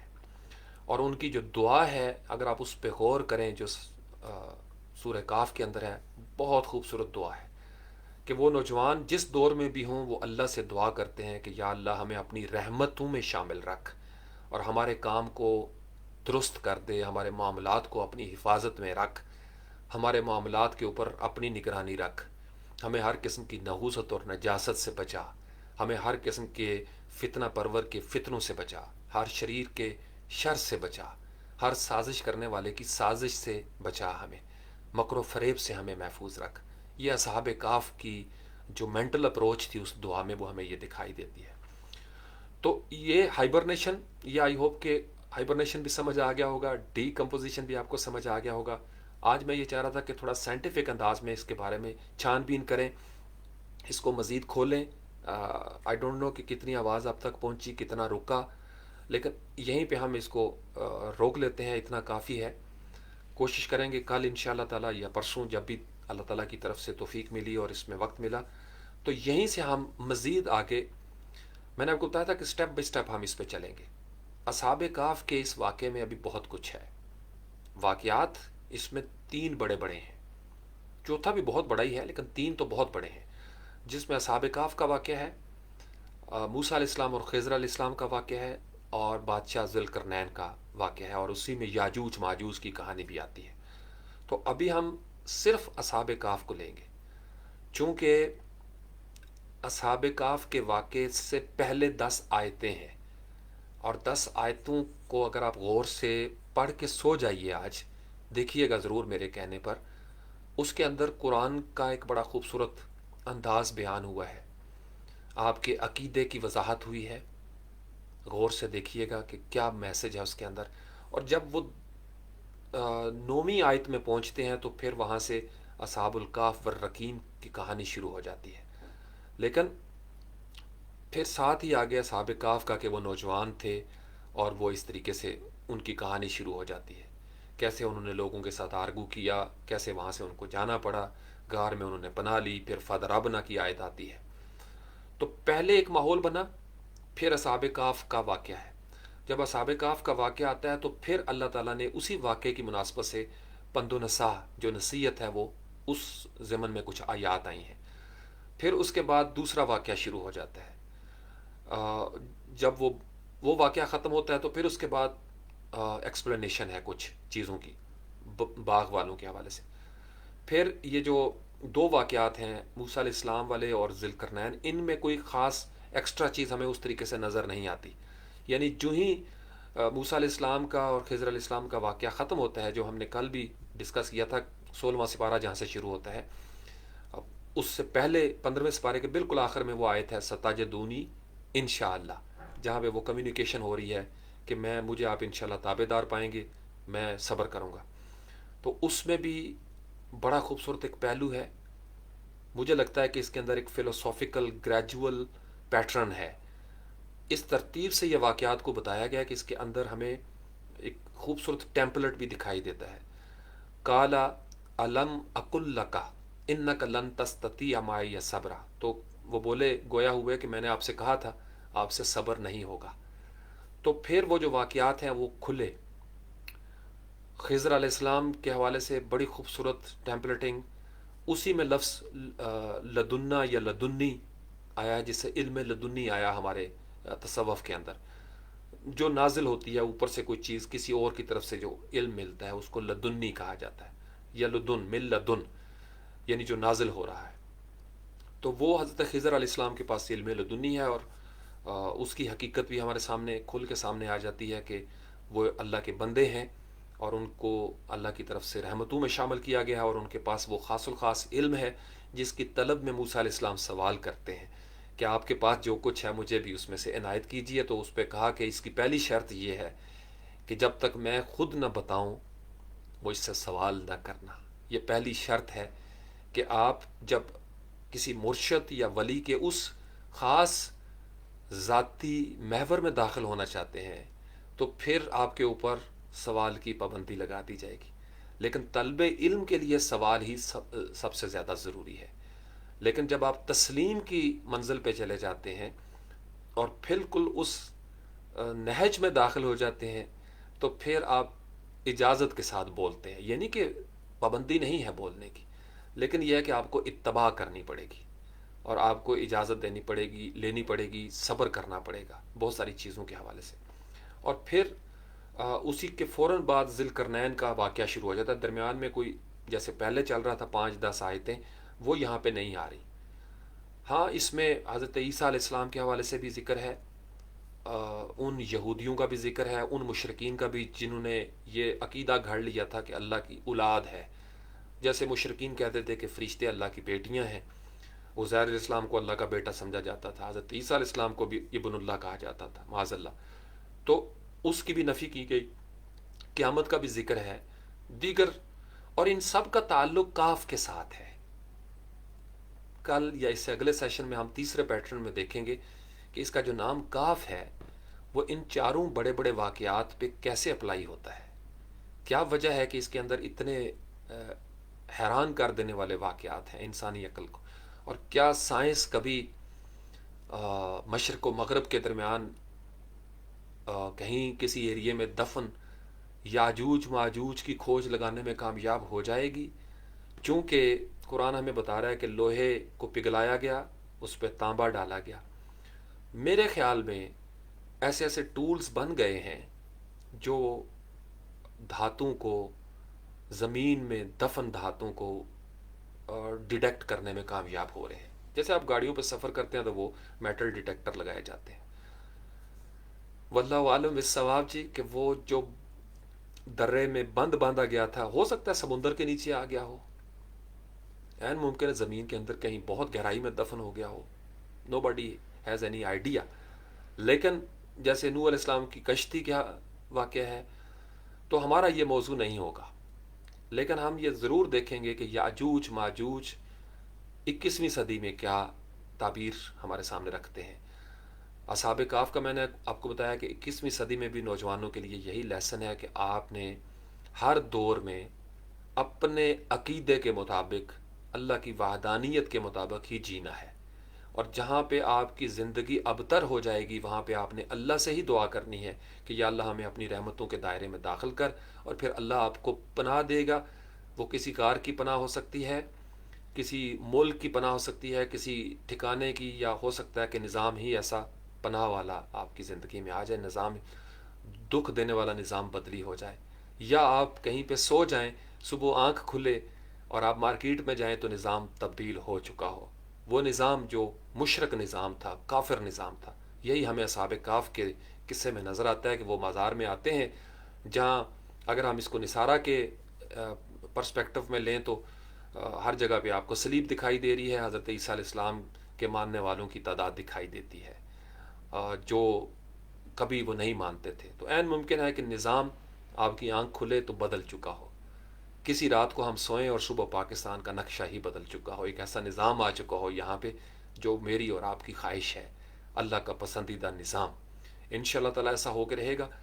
تیسرا یہ ہے کہ کمپرومائز آپ نے نہیں کرنا، اپنے اللہ کے جو پیغام ہے اس کے ساتھ آپ نے اپنی زندگیوں کو پاکیزہ تر کرتے جانا ہے۔ یہ بالکل آسان راستہ نہیں ہے، بڑی دفعہ کھل کے بتا چکا ہوں، انتہائی آزمائشیں اس میں آئیں گی، اور آزمائشیں آتی ہی اسی لیے ہیں تاکہ اللہ تعالیٰ ایک جگہ پہ قرآن پاک میں ہے نا اس کا مفہوم کہ تم کیا سمجھتے ہو کہ آسانی سے مقرب بنا لوں گا؟ نہیں بابا، وہاں تو نیزے پہ سر چڑھتا ہے، وہاں تو بچوں کی قربانیاں لگتی ہیں، ایک شہادت گاہ الفت میں قدم رکھنا ہے۔ لوگ آسان سمجھتے ہیں مسلمان ہونا، تو یہ مقربین کے لیے بڑی آزمائشیں ہیں۔ عام مسلمانوں کے لیے، ماتر ساتھیوں کے لیے تو بس کسی نہ کسی کی جگہ سے کوئی کرم آ جانا ہے اور انشاءاللہ کام آسان ہو جانا ہے۔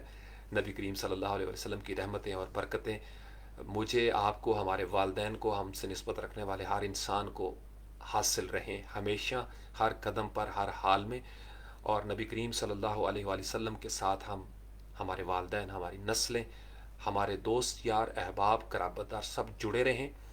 قیامت کے دن ہم اپنے آقا کریم علیہ الصلاۃ والسلام کے سامنے سر اٹھا کے کھڑے ہو سکیں، ادب کے ساتھ، محبت کے ساتھ سرخرو ہو سکیں، اور آپ علیہ الصلاۃ والسلام کی محبتیں ہماری بخشش کا سامان بن جائیں۔ میں دعا کرتا ہوں جو والدین دنیا سے چلے گئے، میری بیٹی سمیت، آپ کی والدہ یا والد جو بھی حاضرین محفل ہیں، میرے طلباء و طالبات ہیں جن کے میں نام لیتا بھی ہوں، جن کے نہیں بھی لیتا، سب کے والدین کے لیے دعا کرتا ہوں۔ آپ سننے والے، آپ کا کوئی رشتہ دار ننیال ددیال سسرال میں، میرا کوئی رشتہ دار ننیال ددیال سسرال میں جو دنیا سے چلا گیا ہے، اللہ کریم ان کو بھی معاف فرما دے، بخشش فرما دے، ان کی مغفرت فرما دے، ان سب کے صغیرہ کبیرہ گناہوں کو معاف فرما دے۔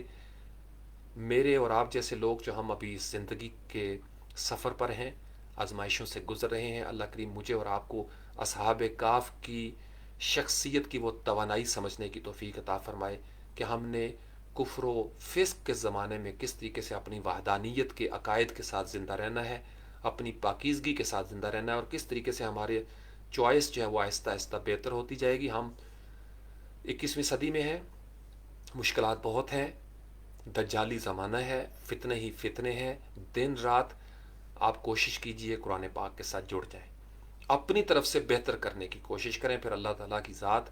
اصحاب کہف کے واقعے میں شروع میں یہ ہے کہ جب وہ نیک لوگ اس طرف آئے تو اللہ نے ان کی ہدایت میں اضافہ بھی کر دیا، ان کے دلوں کو مربوط کر دیا، مضبوط کر دیا، اور انہیں ایک سارٹ آف چن لیا اپنے لیے۔ تو آپ نوجوانوں کی جوانیاں سلامت رہیں، آپ ہمیشہ معتبر رہیں، محترم رہیں، باوقار رہیں۔ آپ کے دل میں جب ایسی طلب پیدا ہوگی تو اللہ آپ کی ہدایت میں اضافہ کر دے گا۔ میرا بڑا ایمان ہے، قرآن اس کے اوپر سند لگاتا ہے، ممکن ہی نہیں، ایسا ہو ہی نہیں سکتا، کیونکہ یہ اللہ کا وعدہ ہے اور اللہ کا وعدہ برحق ہے کہ آپ اس سے دعا کریں اور وہ دعا قبول نہ کریں۔ پنجگانہ نماز کی پابندی کیا کریں، نماز بہت اچھی دعا کا ایک اہتمام ہمیں کر کے دیتی ہے۔ اگر ہم سورۃ الفاتحہ کو ہی اپنا معمول بنا لیں تو بہت خوبصورت دعا ہے، اور اگر آپ یقین سے دعا کر رہے ہوں کہ ہمیں سیدھا راستہ چاہیے، انعام یافتہ کا راستہ چاہیے، اور ہم نے گمراہ نہیں ہونا، گمراہوں کے پیچھے نہیں چلنا، ہم نے مغضوب نہیں ہونا، غضب یافتہ لوگوں کی اتباع میں نہیں چلنا، تو پھر ممکن ہی نہیں کہ آپ کو وہ راستہ دکھائی نہ دے جس کو صراط مستقیم کہا جاتا ہے۔ یہ سارا اہتمام اس لیے ہے کہ زیادہ سے زیادہ وقت چلتے پھرتے اٹھتے بیٹھتے کروٹ در کروٹ اللہ کے ذکر کے ساتھ ہماری زبانیں تر رہیں، اور ہم اپنی اپنی تنہائیوں میں محفلوں میں ڈرتے کانپتے رہیں کہ پتہ نہیں کیا بنے گا۔ میرے اپنی بیجی کا آپ کو واقعہ سنایا تھا دنیا سے رخصت ہونے سے 2-3 دن روز پہلے، کہ مالک تا سامنا ایڈا سوکھا بھی نہیں۔ تو جو انسان ڈرتا ہے اپنی تنہائیوں میں، محفل میں رونا تو آسان ہے، رو بھی پڑتا ہے انسان دوسروں کو دکھانے کے لیے، لیکن اصل رونا وہی ہے واسف باسفا کے مطابق کہ آپ ہوں، رات کی تنہائی ہو اور اللہ ہو، اور پھر آنسو جاری ہو جائے۔ کیا بات ہے ان آنسوؤں کی! اللہ کریم مجھے اور آپ کو وہ آنسو عطا فرمائے جس سے ہمارے مسلے بھیگ جائیں تنہائی میں، تہجد میں، اور اللہ کریم ہمارے آنسو اگر محفل میں بہانے کی ہمیں توفیق دے تو وہ آنسو بھی صادق ہوں، خلوص والے ہوں، اور ان آنسوؤں کے بہنے سے محفلوں میں برکت آ جائے، کیونکہ جب بارش برستی ہے تو رحمت برستی ہے، اور پھر مردہ زمین زندہ ہو جاتی ہے۔ کاش کبھی کوئی آنکھ سے ایسا آنسو ٹپکے کہ ہماری مردہ زمین زندہ ہو جائے، مردہ ضمیر زندہ ہو جائے، ہمارا دل جاگ جائے۔ بہت ساری دعائیں آپ کے رزق میں اضافے کے لیے، آپ کی جوانیوں کی سلامتی کے لیے۔ اللہ کریم آپ کو ہمیشہ اپنی حفظ و امان میں رکھے۔ جو چلے گئے اللہ کریم ان کے حال پر رحم فرمائے، ہم جو موجود ہیں اور ہمارے بعد جو بچے آئیں گے اللہ کریم ان کے لیے آسانیاں فرمائے، ان کو اپنی حفظ و امان میں رکھے۔ اس وطن کو اللہ کریم سدا سلامت رکھے، مہکتا ہوا رکھے، تر و تازہ رکھے۔ اس وطن کے گمنام مجاہدین کو سلام، اللہ کریم ان کو اپنی سلامتی کے جہان میں رکھے، اپنی جناب سے ان پر رحمت نازل فرمائے اور ان پر برکت نازل فرمائے۔ اللہ کریم مجھے اور آپ کو اپنا پسندیدہ انسان بننے کی توفیق عطا فرمائے۔ وہ ہمیں ایسے دوستوں سے ملوائے، ایسی کتابوں کے پاس لے جائے، ایسے ذرائع تک پہنچا دے، ایسے اسباب پیدا فرما دے کہ ہم اس حال میں دنیا سے رخصت ہوں کہ وہ ہم سے راضی ہو اور ہم اس سے راضی ہوں، اور وہ ہمیں توفیق ہی نہ دے کہ ہم کسی ایسے راستے پر جائیں جو اس کی ناراضگی کا راستہ ہے۔ ہم، میں اور آپ، منٹھارا کا صلی اللہ علیہ وآلہ وسلم کے مرکز کے ساتھ جڑے رہیں، ہماری نسبت وہی رہے صلی اللہ علیہ وآلہ وسلم۔ سبحان ربک رب العزت عما یصفون وسلام علی المرسلین والحمد للہ رب العالمین۔ رب ارحمہما کما ربیانی صغیرا، رب ارحمہما کما ربیانی صغیرا، رب ارحمہما کما ربیانی صغیرا، ربنا اغفر لی ولوالدی وللمؤمنین یوم یقوم الحساب۔ السلام علیکم ایھا النبی ورحمۃ اللہ وبرکاتہ۔ السلام علینا وعلی عباد اللہ الصالحین۔ السلام علیکم ورحمۃ اللہ وبرکاتہ۔